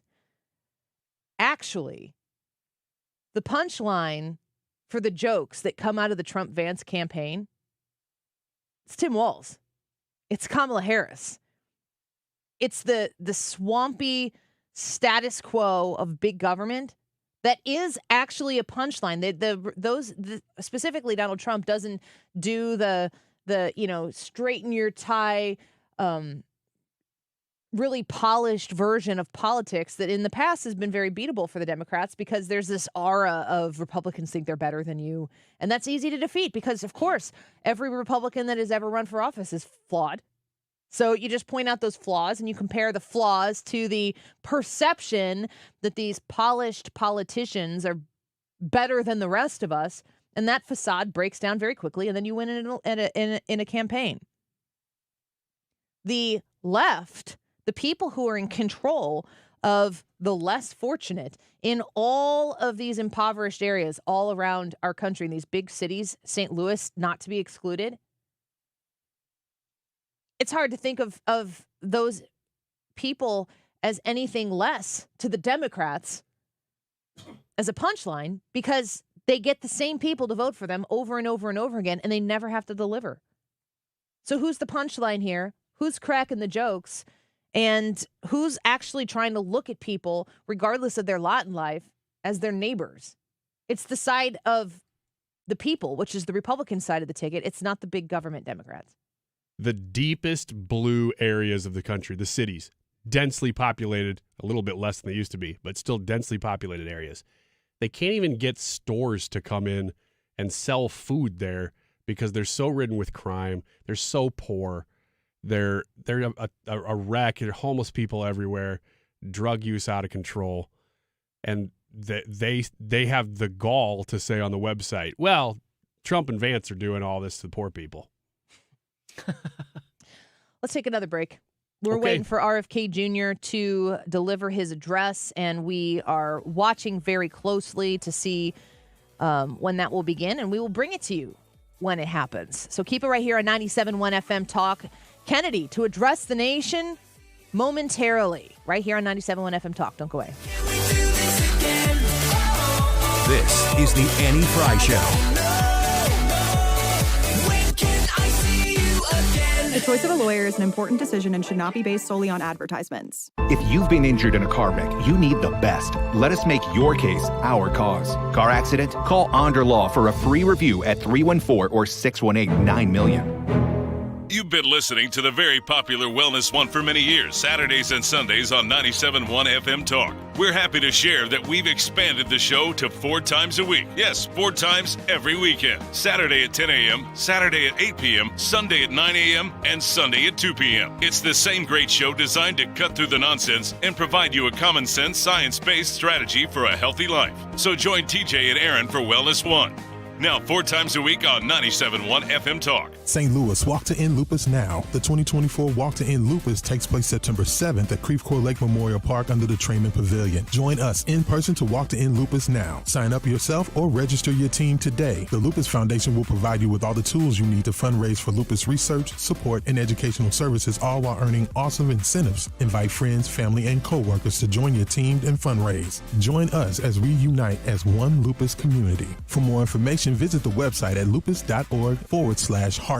Paid for by Christian Care Ministry. You know, a lot of times you have to choose between something high quality or something that saves you money. But if you could get both, why not? Especially when it comes to health care. And that is MediShare. You get both. Many families save $500 a month with MediShare, and that's huge. But it's also true that people wind up way more satisfied, too. The member satisfaction rate for MediShare is double that of the typical health insurance plan. Double. That's because MediShare works. It has for more than 30 years. It's a community of Christians who have shared more than $5 billion of each other's bills. People love having telehealth. They love the huge PPO network. So, yeah, really, you can save a ton and like it better. Imagine being happy with how you're taking care of your health care. So if you're self-employed or part of the gig economy, or you just want a plan you're happy with, you can call right now and get a price in 2 minutes. Here's the number. Just call 855-51-BIBLE. That's 855-51-BIBLE. 855-51-BIBLE. I know we're all busy. We're working, we're running errands, trying to take care of the kids. It's really easy to put things off. One thing you do not want to put off, though, your annual eye exam. The doctors at Ophthalmology Associates not only gave me the most thorough eye exam I've ever had, but they're also experts in the diagnosis and treatment of all diseases of the eye. Everything from dry eye to macular degeneration and cataracts. Think about this. Your eye health is the window into your overall body health. Doctors Greg Birdie, Ranja Malhotra, Robert Brusati, Andy Royer, and Samuel Berry, they can look at your eyes and even tell in some cases if you have early stage diabetes, heart disease, lung problems, even some forms of cancer. They're called the doctors' doctors because they've treated more than 250 doctors. The best part about this is that most insurance plans cover the cost of your annual eye exam. Set up your appointment today, 314-966-5000. Again, 314-966-5000, or go to youridoc.com. Well, we are waiting for RFK Jr. to speak about his path forward, but a developing story is that it was supposed to be at 1 o'clock our time. It is now 1:40, and he has not taken the podium yet. So we will carry that as soon as he comes out and maybe find out what has delayed this announcement. But it is 1:40. This time check is sponsored by Jerry Kelly Heating and Air Conditioning. It's time for a $98 AC tune-up. Show feedback or topic commentary. Whiskey Dickerson anti-fry t-shirt is literally the most comfortable shirt I have ever worn in my entire life. Let us know by clicking the microphone in the Odyssey app.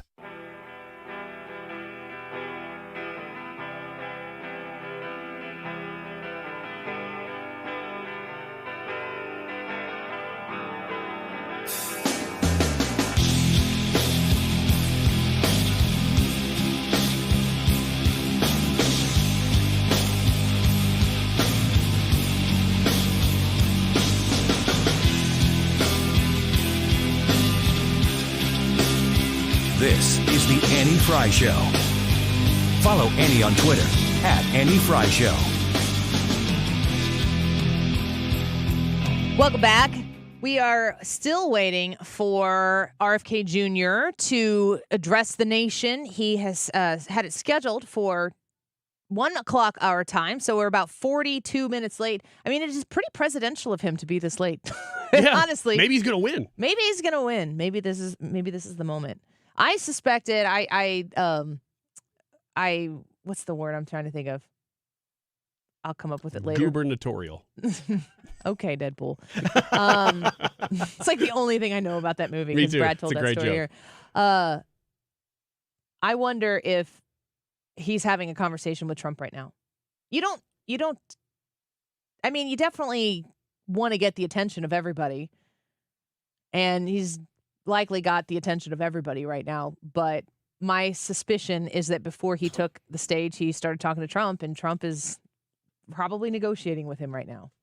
I'm going to take a wild guess and say that the other major cable stations, they might mention it. I don't think they're going to dwell on it too much. Can we get the other cable news on that, or is that just network TV? This little one. The little one? We should be able to. I don't know. I'll try. Never considered putting MSNBC on the studio in here or CNN, but we could. Not in addition to the Fox TVs that we have on in here. Our YouTube live chat poll for today: which full story do you want the most? There are a lot of things right now that are out there that are super conspiratorial. Now we're limited to 4 options in every poll that we do, but we are asking specifically on these 4, if you could get the full story, all the details, which one would you pick if you could only pick one? The Trump shooting, Jeffrey Epstein, the 2020 election integrity question, and COVID. And when we were putting this question together, I'd come up with a couple, and then Brad was spitting off a couple. We got 4, and then we came up with this question. But we have a grown man who left us a message on the Odyssey app, and you can do this too. by going to the Odyssey app, finding 97.1 FM Talk in the Odyssey app, and then clicking the microphone next to the play button. And just to make clear, we're not saying that we're not going to describe you physically if you call. His screen name was Grown Man. I would never presume to know if somebody's a grown man. Yeah, we don't know. But this is how this man identified himself. Yes. And he left us a message in accordance with this YouTube poll. Which full story do you want the most? And this is what he had to say about the poll question. I have two other items I think that should be added to the list today. The first being Biden Crime Family Incorporated. The second being Biden Senility Cover-Up. So those are two additional things that I'm looking at and I'm going, that's pretty interesting. And that's something that I would really like to know as well. It looks like Kennedy is taking the podium here, and it looks like he is going to speak. So let's listen in. Let's put it on Fox, make sure we get it. The Rumble's not up quite yet. Let's listen in. I attended my first Democratic convention at the age of 6 in 1960. And back then, the Democrats were the champions of the Constitution, of civil rights. The Democrats stood against authoritarianism, against censorship, against colonialism, imperialism, and unjust wars. We were the party of labor, of the working class. The Democrats were the party of government transparency and the champion of the environment. Our party was the bulwark against big money interests and corporate power. True to its name, it was the party of democracy. As you know, I left that party in October because it had departed so dramatically from the core values that I grew up with. It had become the party of war, censorship, corruption, big pharma, big tech, big ag, and big money. When it abandoned democracy by canceling the primary to conceal the cognitive decline of the sitting president, I left the party to run as an independent. The mainstream of American politics and journalism derided my decision. Conventional wisdom said that it would be impossible even to get on the ballot as an independent because each state poses an insurmountable tangle of arbitrary rules for collecting signatures. I would need over 1 million signatures, something no presidential candidate in history had ever achieved. And then I'd need a team of attorneys and millions of dollars to handle all the legal challenges from the DNC. The naysayers told us that we were climbing a glass version of Mount Impossible.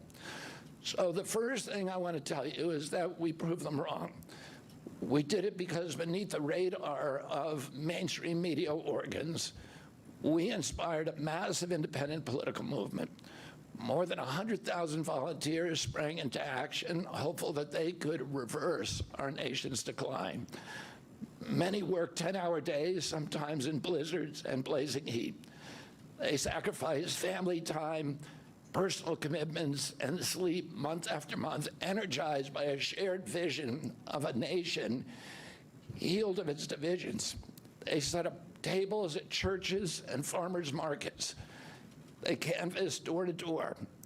In Utah and in New Hampshire, volunteers collected signatures in snowstorms, convincing each supporter to stop in the frigid cold, to take off their gloves, and to sign legibly. During a heat wave in Nevada, I met a tall, athletic volunteer who cheerfully told me that he had lost 25 pounds collecting signatures in 117-degree heat. To finance this effort, young Americans donated their lunch money, and senior citizens gave up part of their Social Security checks. Our 50-state organization collected those millions of signatures and more. No presidential campaign in American political history has ever done that. And so I want to thank all of those dedicated volunteers and congratulate the campaign staff who coordinated this enormous logistical feat. Your accomplishments were regarded as impossible. You carried me up that glass mountain. You pulled off a miracle. You achieved what all the pundits said could never be done. You have my deepest gratitude, and I'm never going to forget that, not just for what you did for my campaign, but for the sacrifices you made because you love our country. You showed everyone that democracy is still possible here. It continues to survive in the press and in the idealistic human energies that still thrive beneath the canvas of neglect and of official and institutional corruption. Today, I'm here to tell you that I will not allow your efforts to go to waste. I'm here to tell you that I will leverage your tremendous accomplishments to serve the ideals that we share, the ideals of peace, of prosperity, of freedom, of health, all the ideals that motivated my campaign. I'm here today to describe the path forward that you have opened with your commitment and with your hard labors. Now, in an honest system, I believe that I would have won the election. In a system the kind that my father and my uncles thrived in, a system with open debates, with fair primaries, with regularly scheduled debates, with fair primaries, and with a truly independent media untainted by government propaganda and censorship. In a system of nonpartisan courts and election boards, everything would be different. After all, the polls consistently showed me beating each of the other candidates, both in favorability and also in head-to-head matchups. But I'm sorry to say that while democracy may still be alive at the grassroots, it has become little more than a slogan for our political institutions, for our media, and for our government, and most sadly at all for me, for the Democratic Party. In the name of saving democracy, the Democratic Party set itself to dismantling it, lacking confidence in its candidate, that its candidate could win in a fair election at the voting booth. The DNC waged continual legal warfare against both President Trump and myself. Each time that our volunteers turned in those towering boxes of signatures needed to get on the ballot, the DNC dragged us into court, state after state, attempting to erase their work and to subvert the will of the voters who had signed those petitions. It deployed DNC-aligned judges to throw me and other candidates off the ballot and to throw President Trump in jail. It ran a sham primary that was rigged to prevent any serious challenge to President Biden. Then, when a predictably bungled debate performance precipitated the palace coup against President Biden, the same shadowy DNC operatives appointed his successor, also without an election. They installed a candidate who was so unpopular with voters that she dropped out in 2020 without winning a single delegate. My uncle and my father both relished debate. They prided themselves on their capacity to go toe-to-toe with any opponent in the battle over ideas. They would be astonished to learn of a Democratic Party presidential nominee who, like Vice President Harris, has not appeared in a single interview or an unscripted encounter with voters for 35 days. This is profoundly undemocratic. How are people to choose when they don't know whom they are choosing? And how can this look to the rest of the world? My father and my uncle were always conscious of America's image abroad because of our nation's role as the template for democracy, the role model for democratic processes, and the leader of the free world. Instead of showing us her substance and character, the DNC and its media organs engineered a surge of popularity for Vice President Harris based upon, well, nothing. No policies, no interviews, no debates, only smoke and mirrors and balloons in a highly produced Chicago circus. There, In Chicago, a string of Democratic speakers mentioned Donald Trump 147 times just on the first day. Oh, who needs a policy when you have Trump to hate? In contrast, at the RNC convention, President Biden was mentioned only twice in 4 days. I do interviews every day. Many of you have interviewed me. Anybody who asks gets to interview me. Some days I do as many as 10. President Trump, who actually was nominated and won an election, also does interviews daily. How did the Democratic Party choose a candidate that has never done an interview or debate during the entire election cycle? We know the answers. They did it by weaponizing the government agencies. They did it by abandoning democracy. They did it by suing the opposition and by disenfranchising American voters. What most alarms me isn't how the Democratic Party conducts its internal affairs or runs its candidates. What alarms me is the resort to censorship and media control and the weaponization of the federal agencies. When a U.S. president colludes with or outright coerces media companies to censor political speech, it's an attack on our most sacred right of free expression, and that's the very right upon which all of our other constitutional rights rest. President Biden mocked Vladimir Putin's 88% landslide in the Russian elections, observing that Putin and his party controlled the Russian press, and that Putin prevented serious opponents from appearing on the ballot. But here in America, the DNC also prevented opponents from appearing on the ballot. And our television networks expose themselves as Democratic Party organs. Over the course of more than a year, in a campaign where my poll numbers reached at times in the high 20s, the DNC-aligned mainstream media networks maintain a near perfect embargo on interviews with me. During his 10-month presidential insurance providers in the nation.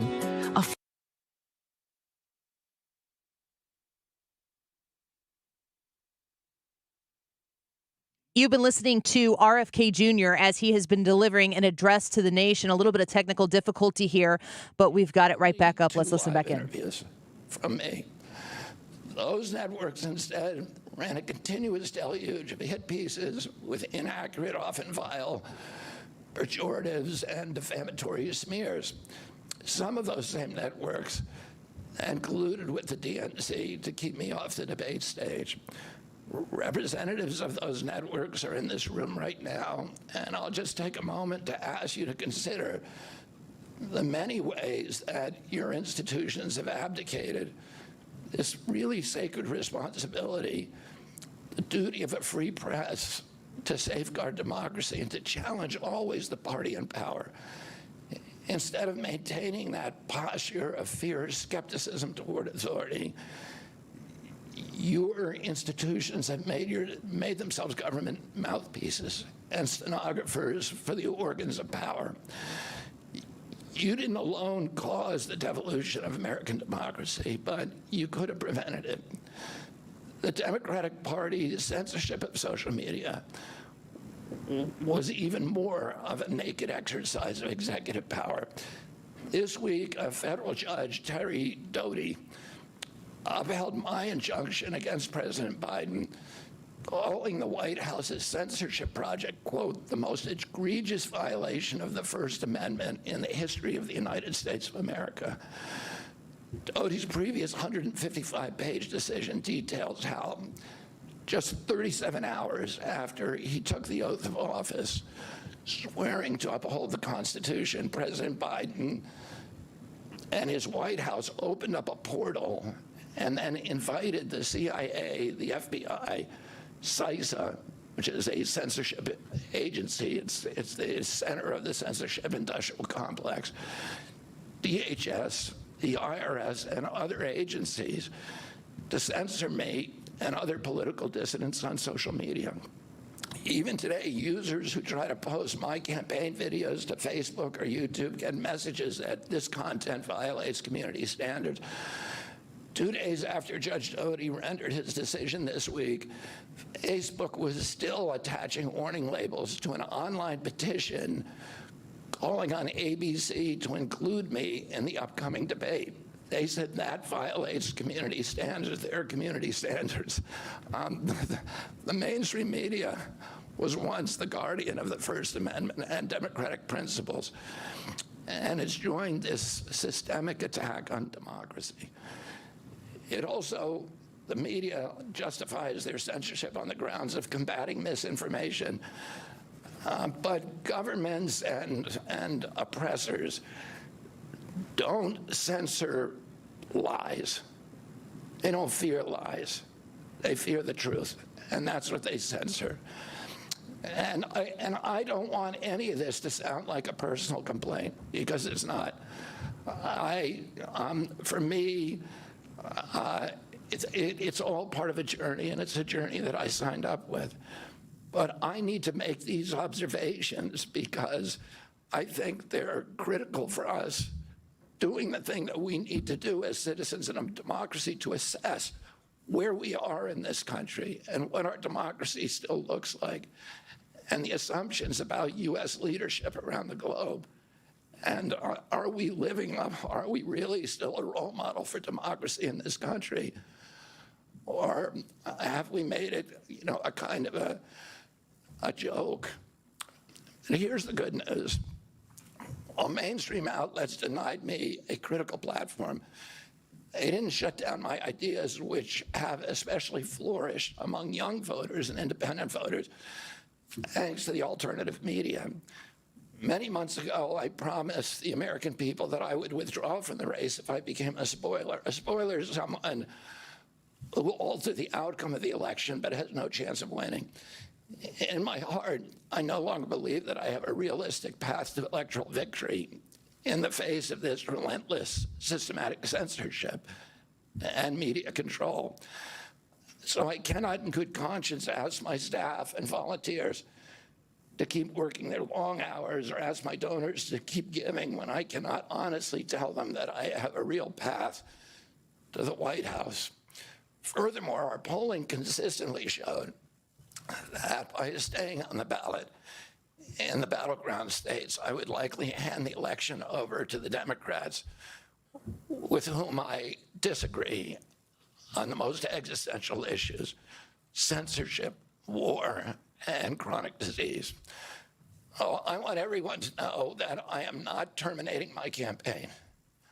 I am simply suspending it and not ending it. My name will remain on the ballot in most states. If you live in a blue state, you can vote for me without harming or helping President Trump or Vice President Harris. In red states, the same will apply. I encourage you to vote for me.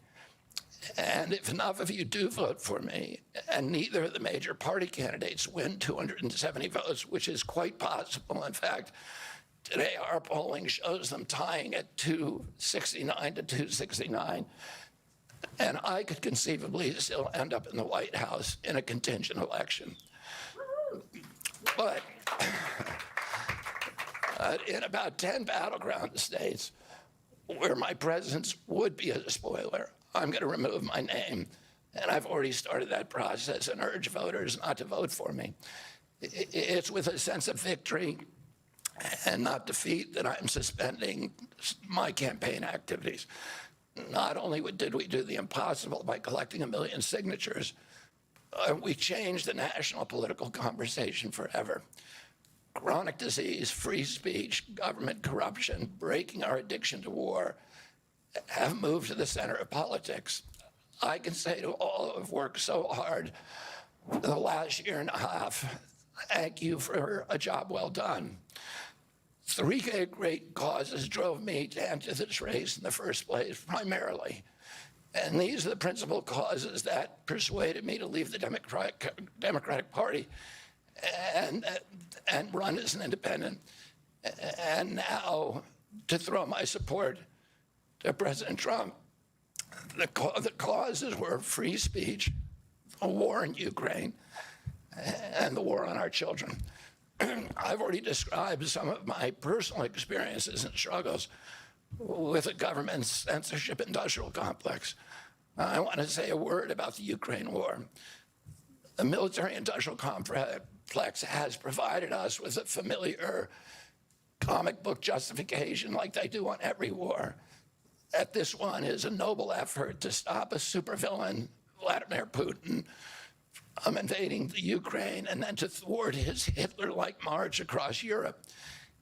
In fact, tiny Ukraine is a proxy in a geopolitical struggle initiated by the ambitions of the U.S. neocons for American global hegemony.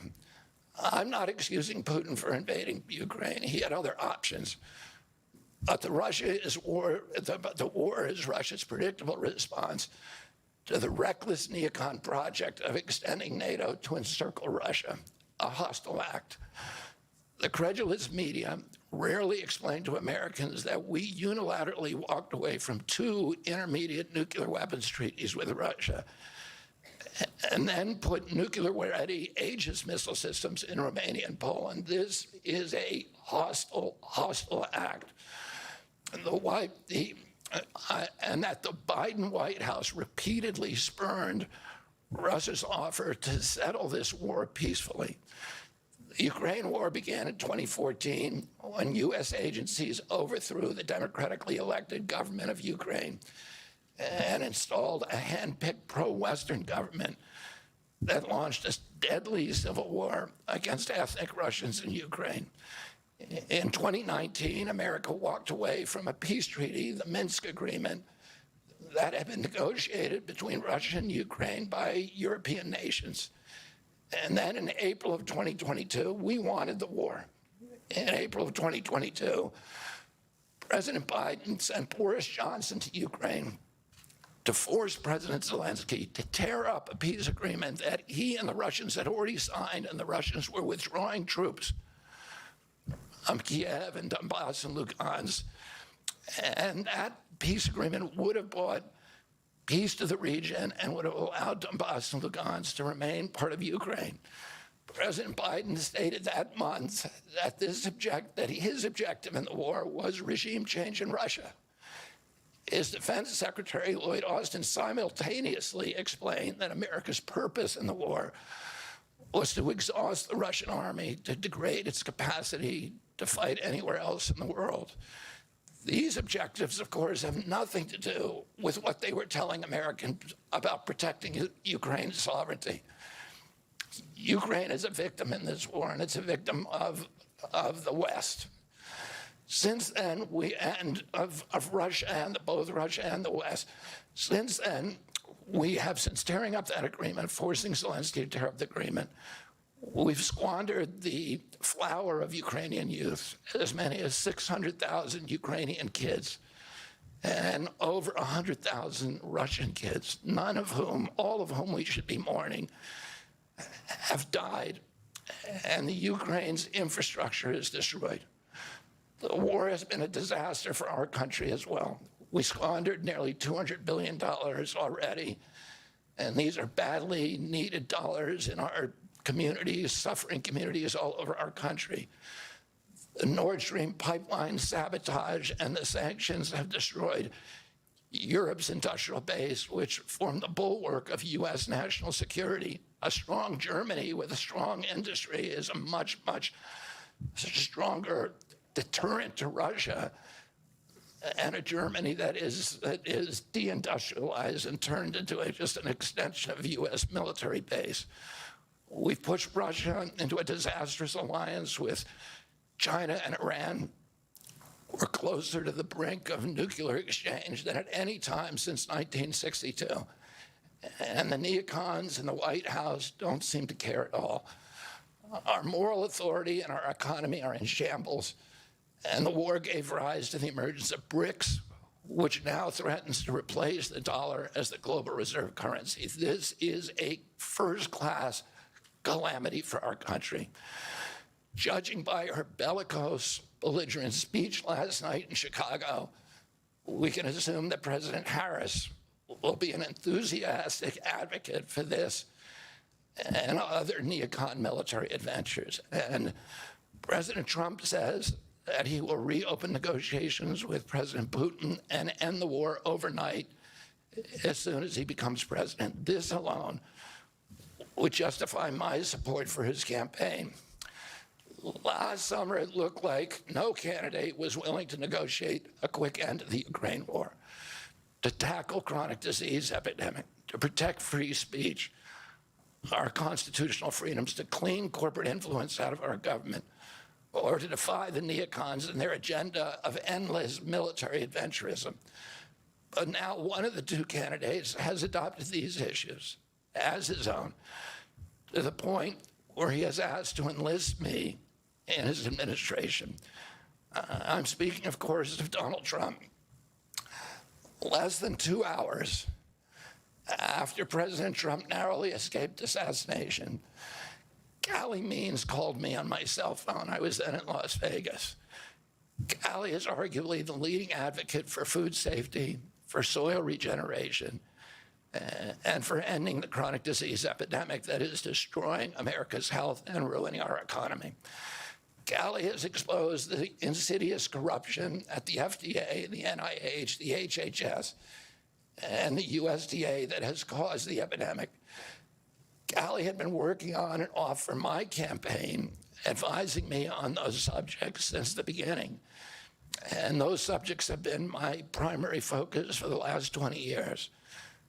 I was delighted when Callie told me that day that he had also been advising President Trump.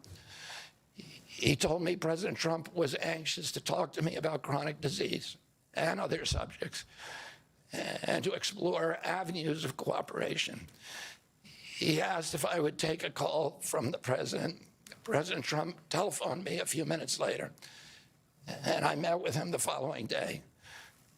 A few weeks later, I met again with President Trump and his family members and closest advisors in Florida.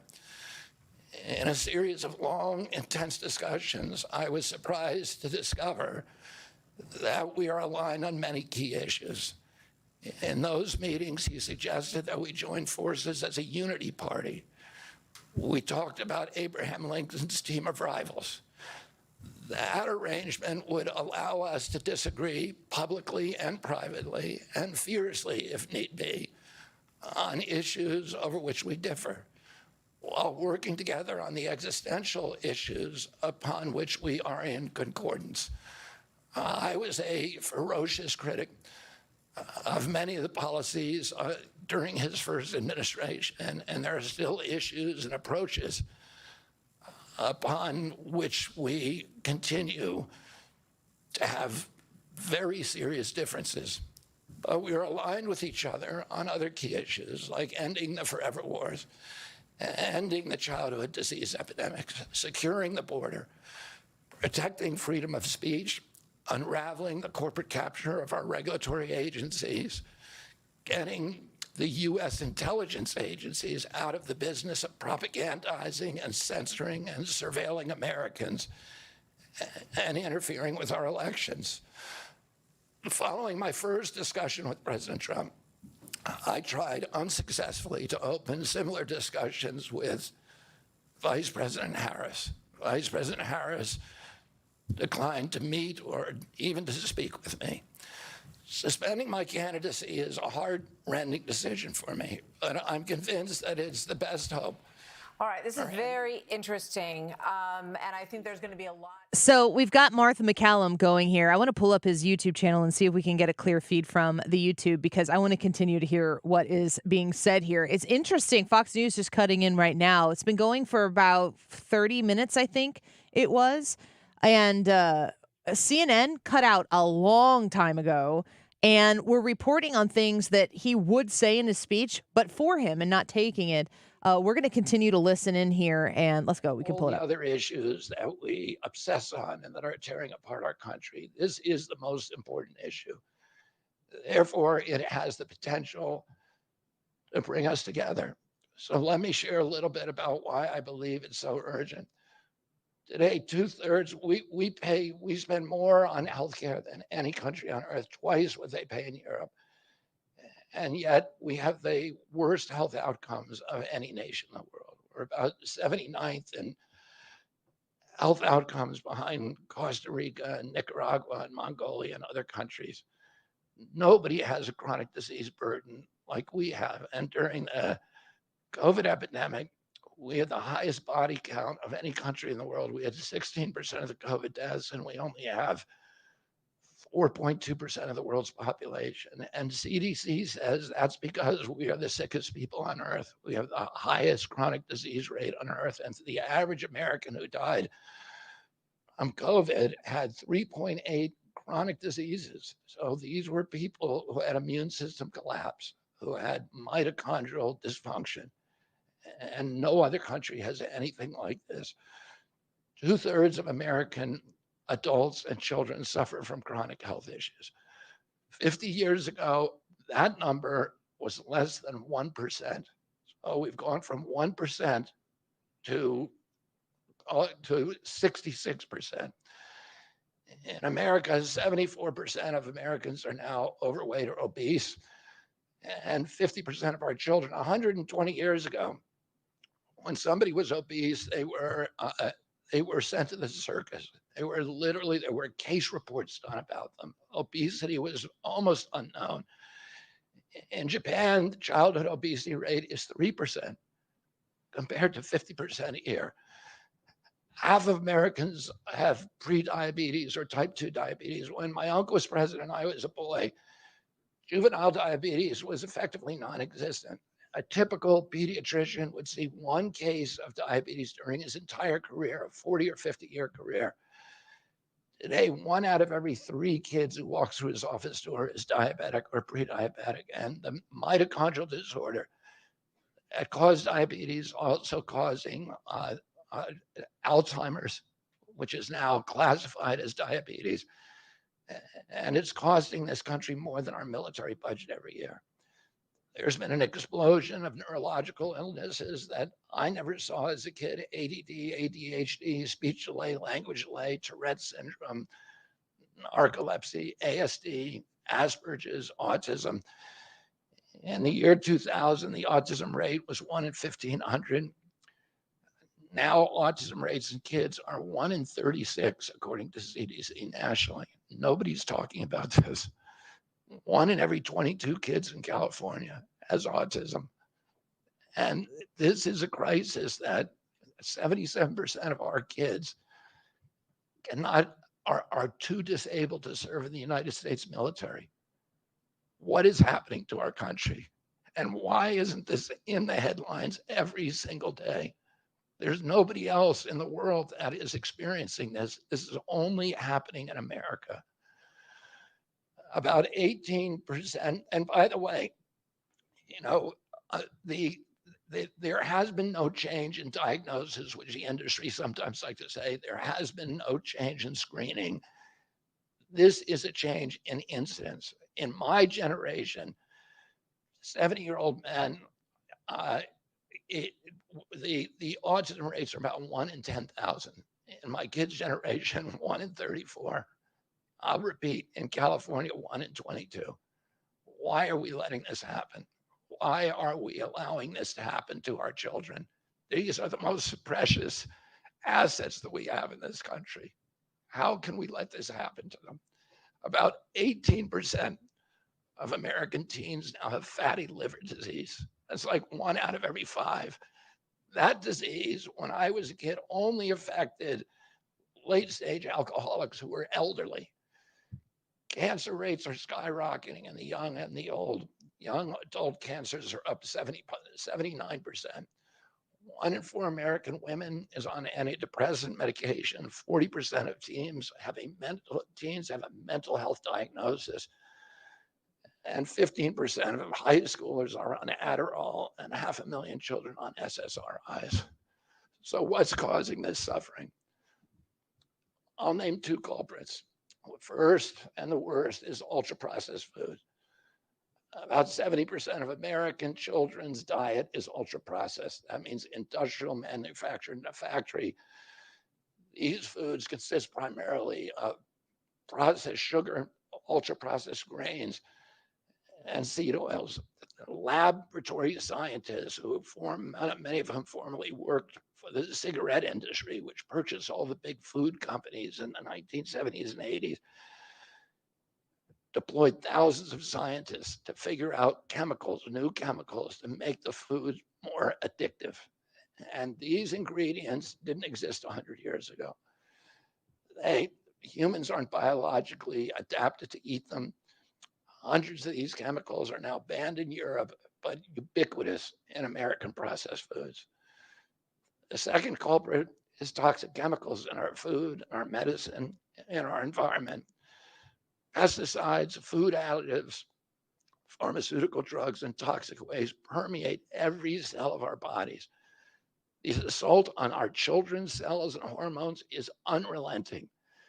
To name just one problem, many of these chemicals increase estrogen because young children are ingesting so many of these hormone disruptors. America's puberty rate is now occurring at age 10 to 13, which is 6 years earlier than girls were reaching puberty in 1900. Our country has the earliest puberty rates of any continent on the earth. And no, this isn't because of better nutrition. This is not normal. Breast cancer is also estrogen driven, and it now strikes 1 in 8 women. We are mass poisoning all of our children and our adults. Considering the grievous human cost of this tragic epidemic of chronic disease, it seems almost crass to mention the damage it does to our economy. But I'll say, it is crippling the nation's finances. When my uncle was president, our country spent $0 on chronic disease. Today, government healthcare spending is almost all for chronic disease. And it's double the military budget. And it is the fastest growing budget item in the federal budget. And chronic disease costs more to the economy as a whole, costs at least $4 trillion, 5 times our military budget. And that's a 20% drag on everything we do and everything we aspire to. Poor and minority communities suffer disproportionately. People who worry about DEI or about bigotry of any kind, this dwarfs anything. We are poisoning the poor. We are systematically poisoning minorities across this country. Industry lobbyists have made sure that most of the food stamp lunch program, about 70% of food stamps and 70 or 77% of school lunches are processed foods. There's no vegetables. There's nothing that you would want to eat. We are just poisoning the poor citizens, and that's why they have the highest chronic disease burden of anybody, any demographic in our country, and the highest in the world. The same food industry lobbied to make sure that nearly all agricultural subsidies go to commodity crops that are the feedstock of processed food industry. These policies are destroying small farms and they're destroying our soils.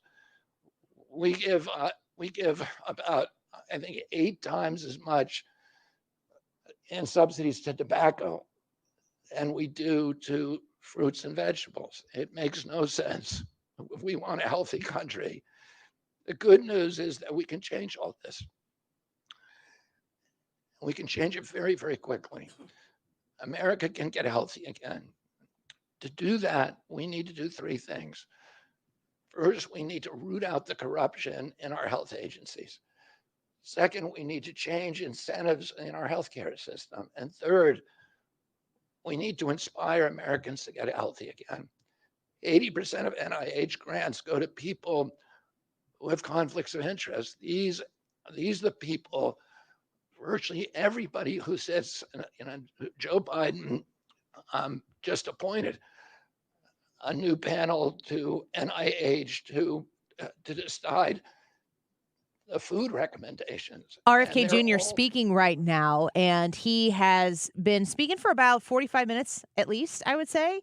And we're interrupting him now. I would like to keep carrying him, but Donald Trump is walking up to a podium right now in Nevada, and we want to hear what Donald Trump has to say as he is going to speak now in Las Vegas after RFK Jr. has announced that he is withdrawing his name from the ballot in swing states, and he is encouraging people in those swing states to lend their support to Donald Trump. Let's listen in.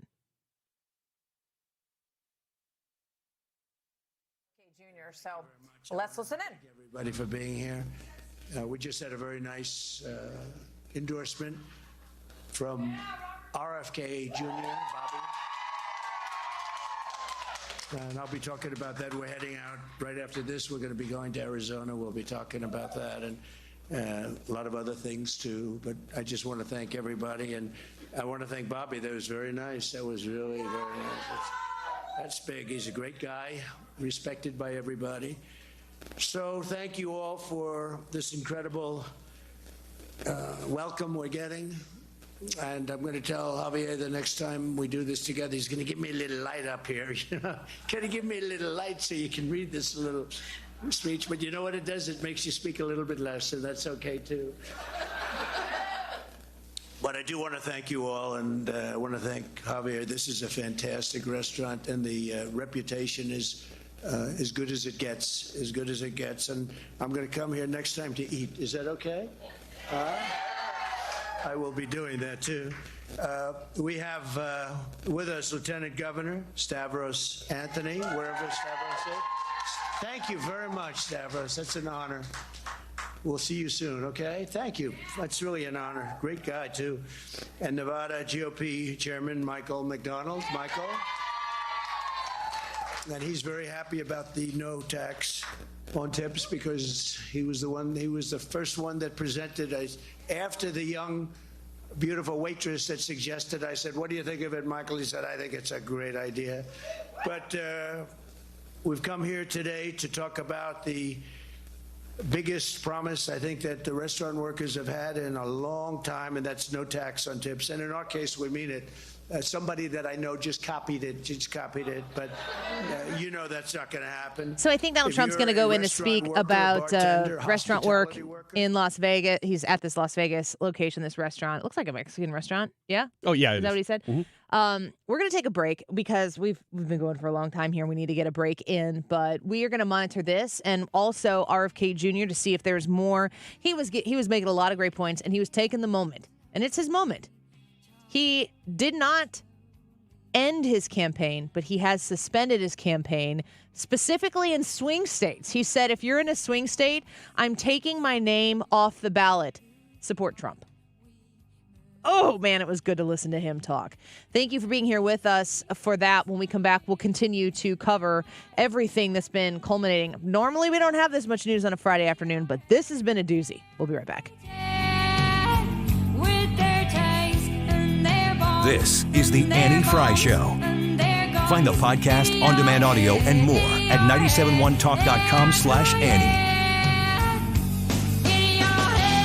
KFTK FM Florissant. From the Under Law Injury Lawyers, GetJim.com studio. That's GetJim.com. 97.1 FM Talk. Always live on the free Odyssey app. What better way to support your nutrition than with the multivitamin that was created right here in St. Louis? Neovitin Original Multivitamin was created by St. Louis physician Dr. Ribicki to support his own nutrition when he needed it most. Now, Neovitin Original Multivitamin is formulated with sensible doses of vitamins, minerals, antioxidants, and Dr. Ribicki's proprietary blend to give you nutritional support you won't find anywhere else. Neovitin is now conveniently available through our no-obligation monthly subscription. Cancel or pause at any time, and shipping is free. Support your nutrition with a subscription to Neovitin at neovitin.com today.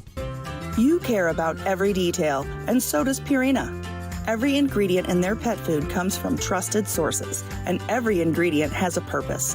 Whether that purpose is to provide just the right nutrients your pet needs or a flavor they will love, Purina has over 250 recipes made without artificial flavors or preservatives for you to choose from.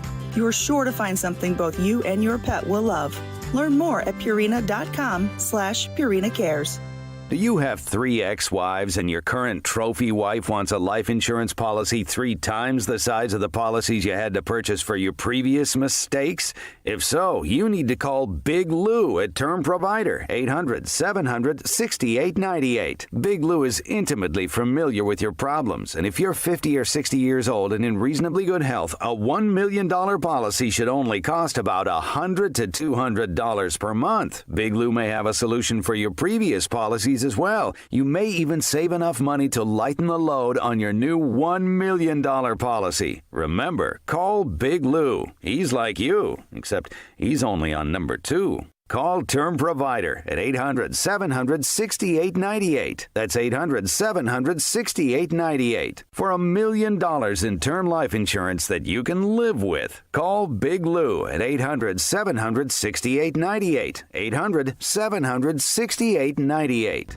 Attention, Missouri residents in need of care at home. If you have Medicaid and need assistance with daily activities, you can receive free in-home care from a loved one, funded by Medicaid with no cost to you. Freedom Care, Missouri's #1 home care provider, gives you the power to choose who provides your care, and they get paid instantly. Imagine your daughter, son, a close relative, or trusted friend helping you with cooking, transportation, laundry, and other activities in your own home. You get the help you need, and your caregiver gets paid instantly after their shift. Freedom Care has over 5,000 5-star Google reviews and is #1 in Missouri for in-home care. If you have Medicaid and want great care from a loved one that's 100% free to you, go to freedomcare.com or call 314-557-3027. That's 314-557-3027. 314-557-3027.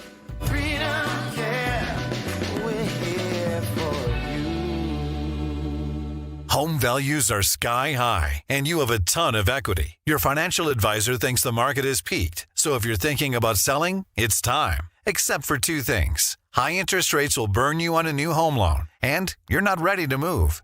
Savvy financial advisors suggest TrueHold's new Sell and Stay program. It's ingenious because they buy your home now while its value is high, but you can stay in your home as long as you want with an easy, affordable lease. Smart, right? TrueHold will make you a solid cash offer, not a lowball offer like the others. It's based on your home's current value. The cash is yours to travel, pay off bills, or secure your retirement. And again, you can stay in your home with a comfortable lease. TrueHold covers property taxes, insurance, and maintenance. See how much TrueHold will pay for your home today. Call 1-855-300-9993 or visit TrueHold.com. The smarter, faster way to cash out your home's value without moving. That's TrueHold.com. The choice of a lawyer is an important decision and should not be based solely on advertisements.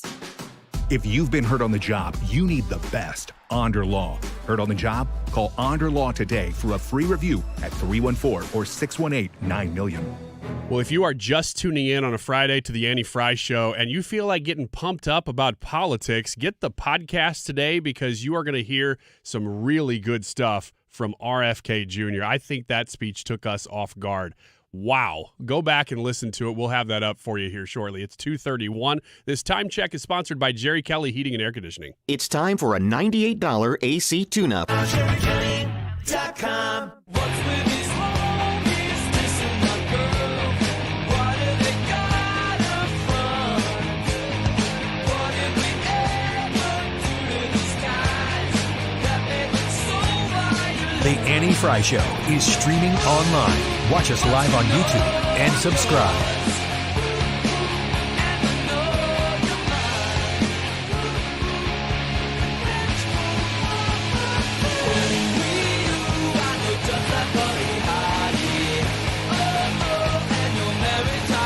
Welcome back.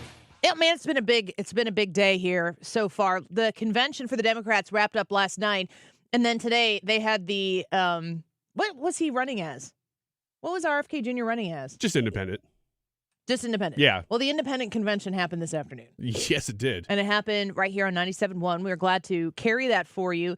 RFK Jr. speaking and taking a long time to do it, but he had something to say, and I was interested in every word of it. We cut from the RFK Jr. speech specifically because Donald Trump was taken to the podium, and it mentioned that he might end up speaking to the fact that RFK Jr. announced that he was not ending his campaign, but he was suspending his campaign that he is going to remove his name from the ballot in swing states. He said that if he found his campaign to be in a position where he was going to simply be playing spoiler, he was done. That his intention was to be in the race to win, not to play spoiler, and it looked more and more that that was what was going to happen. He had a lot of reasons for that. Censorship, which was so ironic as you have RFK Jr. Incredible. talking about censorship and how the media would squash him and pull him, not cover things, A, truthfully, or B, potentially at all. CNN dipped away and started talking over it. MSNBC had done the same thing. CNN eventually went to a commercial. But we in the studio here, while we were airing RFK Jr. on 97.1 FM Talk for You, we were listening to that in the background. We turned one of our televisions in the studio and we checked out the other cable news networks. MSNBC was on a commercial break. Mm-hmm. And when we went to CNN, they had the RFK Jr. screen up for you to see that he was still talking, but they had the two reporters there talking over RFK Jr., specifically saying he is not endorsing Donald Trump. That's not what the filing in Pennsylvania, which is what they were referring to. The Pennsylvania filing, it was just a lawyer who did that. That wasn't RFK Jr. Come to find out on the air on 97.1 FM Talk while you're listening in to the news as it's actually happening, because we trust you to hear what is real and decide for yourself what you think about it. And that could be individually different for every single listener in our audience. Right after CNN is explaining away the Pennsylvania filing regarding RFK Jr.'s candidacy, his name being on the ballot, and the potential support that he was going to throw behind Donald Trump, CNN's over there saying, nope, that's not happening. That was just a lawyer thing. That wasn't RFK Jr. He's not supporting Donald Trump. RFK Jr. then says, I'm taking my name off the ballot in swing states, and I'm asking you to support Donald Trump. And he said specifically, we can't let Harris and the Democrats win. Plain and simple. And if you were listening to the news as it was happening, you'd have known that, which is exactly why, to RFK Jr.'s point, CNN doesn't allow you, they don't want to risk the possibility that you might think for yourself. And we got to see it. I mean, it was a masterpiece of this moment in time. I hate that this feels so much like the book 1984, because we are living in a time where the criticism that it's being lobbied against the media is being censored itself by the media. This is just a moment where we saw it happen in real time. Not only the censorship, he was talking about censorship while they were cutting away from him. He was being censored. While they're censoring him. But then he's talking about their misinformation about him and about his words and about what he says, as CNN is falsely reporting that he's not going to endorse Trump. And then he endorses Trump, and CNN missed it because they weren't carrying the speech. And they didn't miss it. They avoided it. That's Precisely. That's exactly what RFK Jr. is talking about. I mean, this is a pretty substantial shift, in my opinion, in the timeline of this campaign. We are marching every day closer and closer towards votes being cast, and we are 74 days away from the election. This is a moment where everybody, wherever you are in the room, no matter where you are on the political spectrum, everybody is stopping what they're doing right now and just looking at the Democrat Party. Like, oh, okay, now you go, Democrat Party. What do you have to say about this? Found it very interesting that RFK Jr. said repeatedly that he was giving detail about the repeated meetings that he's had with Donald Trump and the fact that he was sitting down to talk with him about things. And he said he was very surprised to find out we actually have a lot of the same things in our focus. We have a lot of issues that we intersect on, but there are quite a few that we definitely differ on. There are things that RFK Jr. really wants to see happen, really wants to see keyed in on, that Donald Trump sees it differently. And RFK Jr. said that he sees this as an opportunity, and he referenced Abraham Lincoln, which gave me the goosebumps when he did it, where we would take this opportunity to come together to use a word, make progress on the things where we agree, and use our opportunity now to actually accomplish something where we can see eye to eye and continue to have those discussions on the things that we differ, but to not allow that to hinder any sense of cooperation that could exist between the two to actually make some reasonable progress on the issues where they do align. And he was very, very pointed at the corruption, at the monstrosity that is the Democrat Party. I don't like feeling good about stuff.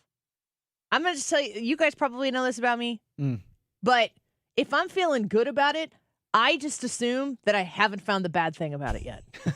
So what do? I search and I seek out so that I can see the bad thing. I don't want a blind spot. I don't like blind spots. I just an analytical person. I churn through the information. I'm looking for that weak spot I'm going to be prepared for when I do encounter it. God, I feel good about this right now. This feels on the heels of a Democrat convention where they gave us absolutely nothing of substance. They just peddled in fear. They just want to get under your emotional motivation, and they want that to be enough. Everything is different after this RFK Jr. move today. Objectively, I don't care what side of the aisle you're on, but especially if you just watched the DNC and you just loved it, I would challenge you. Go listen, pick any politician. I mean, literally any politician that spoke at the DNC, any of them, and find any of their speeches that had the substance of that one speech from RFK. If you can find a speech from the DNC that had not the same type of substance, but just substance, if you can listen to RFK talk and say, yeah, there's a Democrat who speaks with that kind of conviction and that kind of substance, then I'm glad to listen to him, because I didn't hear the whole DNC, but you point me in the right direction. I'm glad to hear it. When you hear RFK talking, you can tell that this is a guy that knows how things run. It's like, that's why he's dangerous, though. That's exactly why he's dangerous. It's exactly why he's good to listen to, because he talks in detail. It's the difference between you saying to your buddy, let's go fish, and him going, yeah, okay, or let's go drive a car around. And then you saying to Mario Andretti, tell me a little bit about how you drive a car. Both of them driving cars. But Mario Andretti is going to tell you exactly how to drive a car really well, with a lot of vernacular, with detail that you're not going to get from your friend who likes to drag race. That's the difference between listening to RFK and a random politician. He knows what he's talking about. He knows where the corruption is, and he knows how to root it out. Let's listen to Clay Travis reacting to the RFK Jr. address, where he suspends his campaign. He did say he's going to leave his name on ballots in red states and blue states. So in Illinois and Missouri, you might still have the opportunity to vote for RFK Jr. I would not want you to not cast a vote for someone else. Don't 7D chess your way out of voting for who you want to see win this election. But he said where it doesn't matter, he's going, because it's red or it's blue, it just is what it is. His name's going to stay there. He's pulling his name off anything that is a swing state, and he's telling folks in those swing states, you got to support Trump. Clay Travis just reacted to that. This is a massive win for Donald Trump. There were a lot of people who wanted him to consider RFK Jr. as his vice president. Instead, he gets J.D. Vance to go all through the Big Ten states, Michigan, Wisconsin, Pennsylvania, and the math just gets simpler for Trump, right? He's going to win, I believe, North Carolina and Georgia. This helps that, as you saw, based on the numbers that you shared, bumping up Trump's percentages there. If that happens, we just saw RFK Jr. withdraw his name from Pennsylvania as well. The simplest route for Trump to win is Georgia, North Carolina, Pennsylvania. If he wins those 3 states, he's going to be president. RFK endorsing him in all 3 means that's far more likely. So Clay Travis reacting to this news at this moment, and I think it's spot on as well. A lot of people reacting to in our live chat about this on our YouTube page. So thank you to everybody who followed along and was listening to us as we were meandering through that. I just think that when we've talked about this election as it's been shaping up for so long, and gosh, how many people do we talk to? And every week, some of the same repeat guests that we have on, we don't have a ton of them, but we do have some because we love them dearly. And other people who we bring in, it's not like you can't. I don't know how you could be somebody who's out there like, I just don't know who to vote for. I don't know if I should vote for Kamala Harris or Donald Trump. I don't know how that person exists. Maybe they do, but I don't know how you could be between one or the other. I could see how you could not vote at the top of the ticket and you could vote down ballot. I could see how you were thinking RFK Jr. or Trump or RFK Jr. or Harris. I can understand that. But I don't know how you go, I don't know, Kamala Harris this, but Donald Trump that. I just don't see how that is possible. The choice that you have right now for the direction that you want this country to head in could be more different. And I see nothing coming from the left. I see nothing coming from Kamala Harris. I see nothing coming from the Democrat Party that suggests that they understand the moment, that they're aware of what is taking place with Americans like you and me right now, enough so that should you vote for Kamala Harris and send her into the Oval Office, that you would notice a difference. Joe Rogan, I didn't know Russell Crowe was this guy, but he was on with Joe Rogan, and he kind of hit the nail on the head. I don't know who said it first, but it was used in the Andrew Lloyd Webber, Tim Rice musical Evita. Politics is the art of the possible. Mm. You know, so it's not not really connected to anything. It's like, what can we get away with? Right. What can we tell you that we're going to do and then never do it? Right. It's the art of the possible. Well, you're seeing that now in American politics more than ever because the person that's actually in office is saying what she's going to do if she gets into office. Right. Which is just like, you're there. You're there. This is madness. Like, this is, and people are like, yeah, she's going to do it. Like, she's been in there for 3 years. Like, what are you talking about? This is crazy. But people want to believe so badly. We want someone to be the person that rescues us from whatever situation we're currently in. And that's always been the case. So, I mean, when you listen to Russell Crowe there talking about how politics is the art of the possible, you just have to make people believe in what could be, unburdened by what has been. And what does Joe Rogan do now? He was an RFK guy. So I don't know if he comes out and says anything. But he wasn't an RFK guy, though. That was not true, correct? He didn't endorse He didn't RFK say Jr. endorse. I thought he said, that's my guy. That's a whole thing, though. That like the idea that he endorsed RFK Jr. wasn't that something that got put out there and kind of got legs before he was talking about reasons he likes RFK Jr., but he didn't actually endorse anybody, which is like the minor footnote correction on a story that was really big, and nobody hears the correction. No, I didn't hear the correction. Well, that's the way it is. So you've got people like like Joe Rogan, who did vocally support RFK Jr., really liked what he had to say. I think those two have known each other for decades and had a relationship for decades. There's no way in heck that Joe Rogan needs to come out and be like, well, obviously, if you're an RFK Jr. person, you're a Trump person now. He should say that. I hope he does.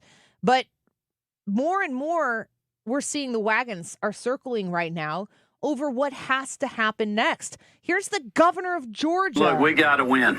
You know, we got to win from the top of the ticket on down. I've been saying consistently for a long time, we cannot afford another 4 years of Joe Biden and Kamala Harris. And I think, Kamala Harris and Tim Walsh would be even worse. So we need to send Donald Trump back to the White House. We need to retake the Senate. We need to hold the House. We need to hold our legislative majorities that we have in the great state of Georgia. And it takes hard work. That's what we've been doing. That's the governor of Georgia, Brian Kemp, who has been probably the most oppositional force in Donald Trump's mind on the Republican side of the aisle. And then Donald Trump came out and Truth Social posted, truthed this whole long thing about being very flattering towards Governor Kemp of Georgia. This is big.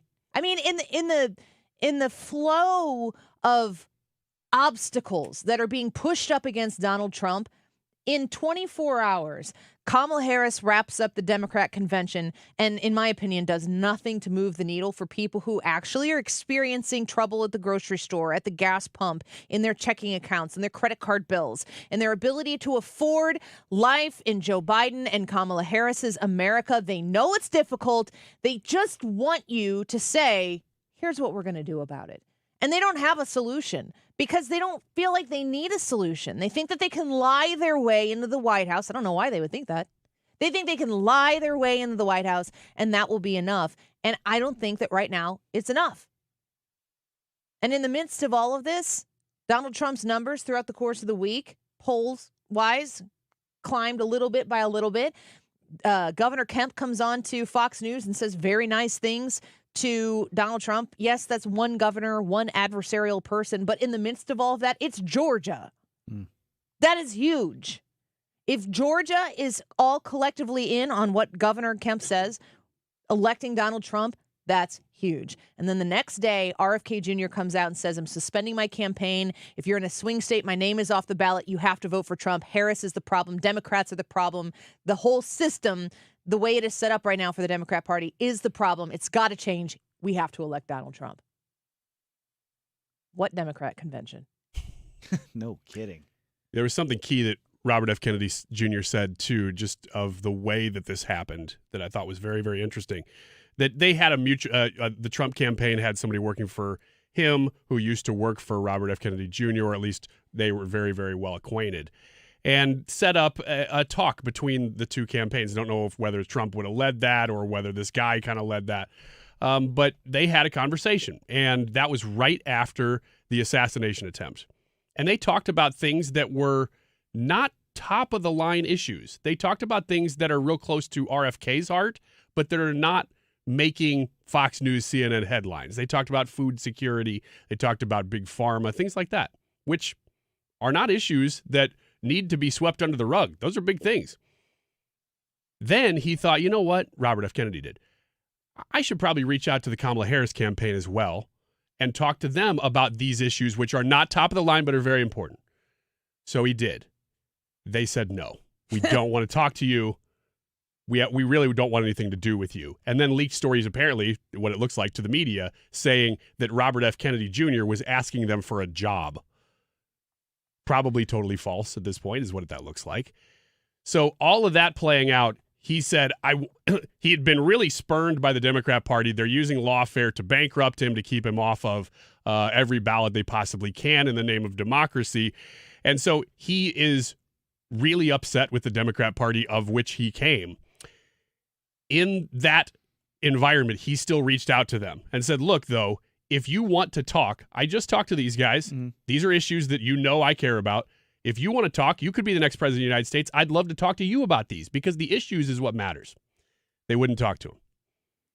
To me, that is so indicative of everything that we've been talking about now for weeks, of the way these things have been playing out. Just in case anyone questions the news that came out of the RFK Jr. address today, CNN reporting he's not endorsing Trump, that it was just a lawyer thing in Pennsylvania. They were reporting that while RFK Jr. was still speaking. They took RFK Jr.'s voice off the air and they put their own voices on to play it down. TMZ is reporting RFK Jr. suspends campaign and endorses Trump. And they're talking about it right now. Yep. So this is breaking through. Man, despite their best efforts. I'm going to have a great Friday afternoon. I'm having one now. I am too. I want to talk about the YouTube live chat poll a bit because it's quite a doozy. I feel like we could have given this more time. You know what? At least we got to talk about the 12 o'clock hour. Yeah. And honestly, if I'm thinking, I was having this thought as we were listening to RFK Jr. speak. The YouTube live chat poll for today, and I'm looking at the results right now as they're live and still coming in, so you can still go to the Any Fry YouTube channel and vote. And two of them are very close. Okay. Which full story do you want the most? The Trump shooting, Jeffrey Epstein, the 2020 election and its integrity, and COVID. And I was just thinking, when you're listening to RFK Jr., probably, save the Epstein story, the other three are very wrapped up in why RFK Jr. was running for office or adjacent to RFK Jr.'s run for office. Who was more outspoken about COVID mitigations than RFK Jr.? Very vocal about it. Honestly, probably the reason why he got as much traction as he did as a presidential candidate. It's where he became a name. Yes. He was well known in Washington, D.C., but not in the rest of the country. Well, everybody, I mean, he's RFK Jr. Yeah. But people understood him as his own person because of his comments on COVID. Election integrity, the way the system works, the way strings are pulled in the Democrat Party right now, specifically about pulling the guy who's the incumbent president of the United States and saying, you're done. And now we're choosing her, but doing it from behind the curtain. I mean, this is the Democrat Party. They don't trust you. Democrats, they don't trust you to pick the right person. Imagine that. If Kamala Harris was the right person, have her be in a mini primary or have it be a contested, whatever it's called, convention where you choose there on the floor in a system that is set up to do that. Let the people pick. But, we can't do that. The Democrat Party doesn't trust you to do it. They just don't. And if you look, I find this to be incredibly interesting because you could make the case, and Donald Trump kind of tried to, but he went through the process as it was laid out to do it, that he's the incumbent guy. He's the nominee. He had to go through a primary process, and he participated in things when he wanted to and didn't participate in the debates. But the Republican Party, potentially you could call it feudal, went through this entire primary thing where Donald Trump was like, I'm the nominee. I'm going to be the nominee. You guys can do whatever you need to do. Fine. But when it comes down to it, I'm going to be the nominee. And he was right. He played that game and he was right. But they still went through the process just to ensure that Republican voters could know that if Donald Trump becomes the nominee for that party, that it was the people's choice.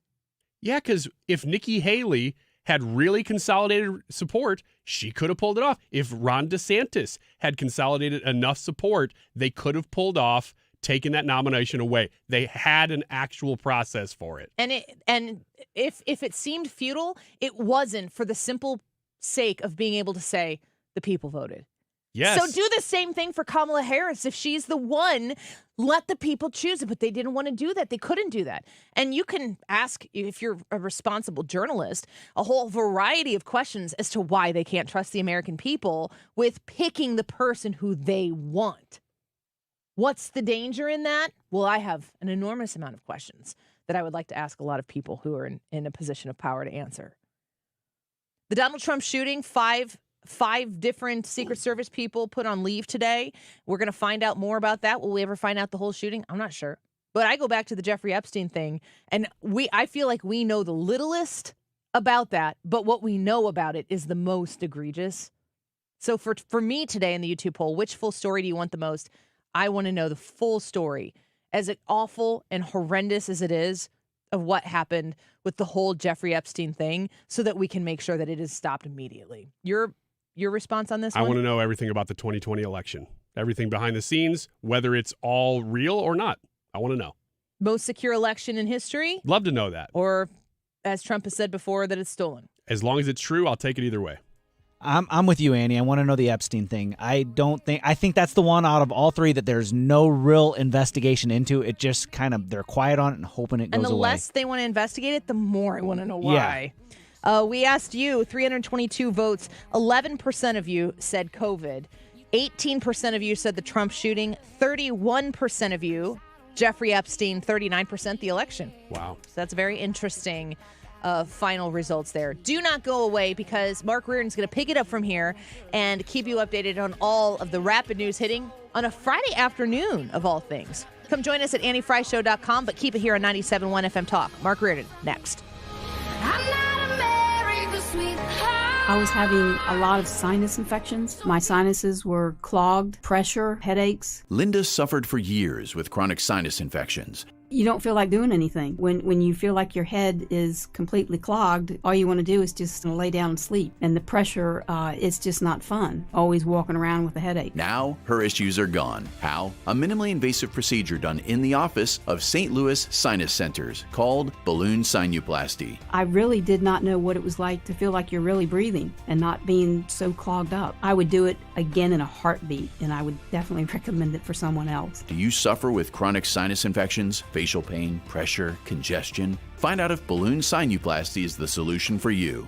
Set an appointment today with St. Louis Sinus Centers. Call 314-332-2885. 314-332-2885. That's 314-332-2885. Experience the beauty of custom-crafted windows that enhance your home's aesthetics and energy efficiency. Look no further than Infinity from Marvin, proudly brought to you by Lakeside Renovation and Design. Why choose Infinity? These windows are not just strong, they're 8 times stronger than vinyl, providing unmatched security for your home. Plus, with Lakeside's expert installation, you're guaranteed precision and perfection. Visit our showroom or call Lakeside Renovation and Design today. Elevate your home with Infinity from Marvin, where strength meets style. Del Walmsley and the Wealth Cycle. This is the wealth cycle that I've taught for 30 years. Buy one house, 10 houses, an apartment, 2 apartments.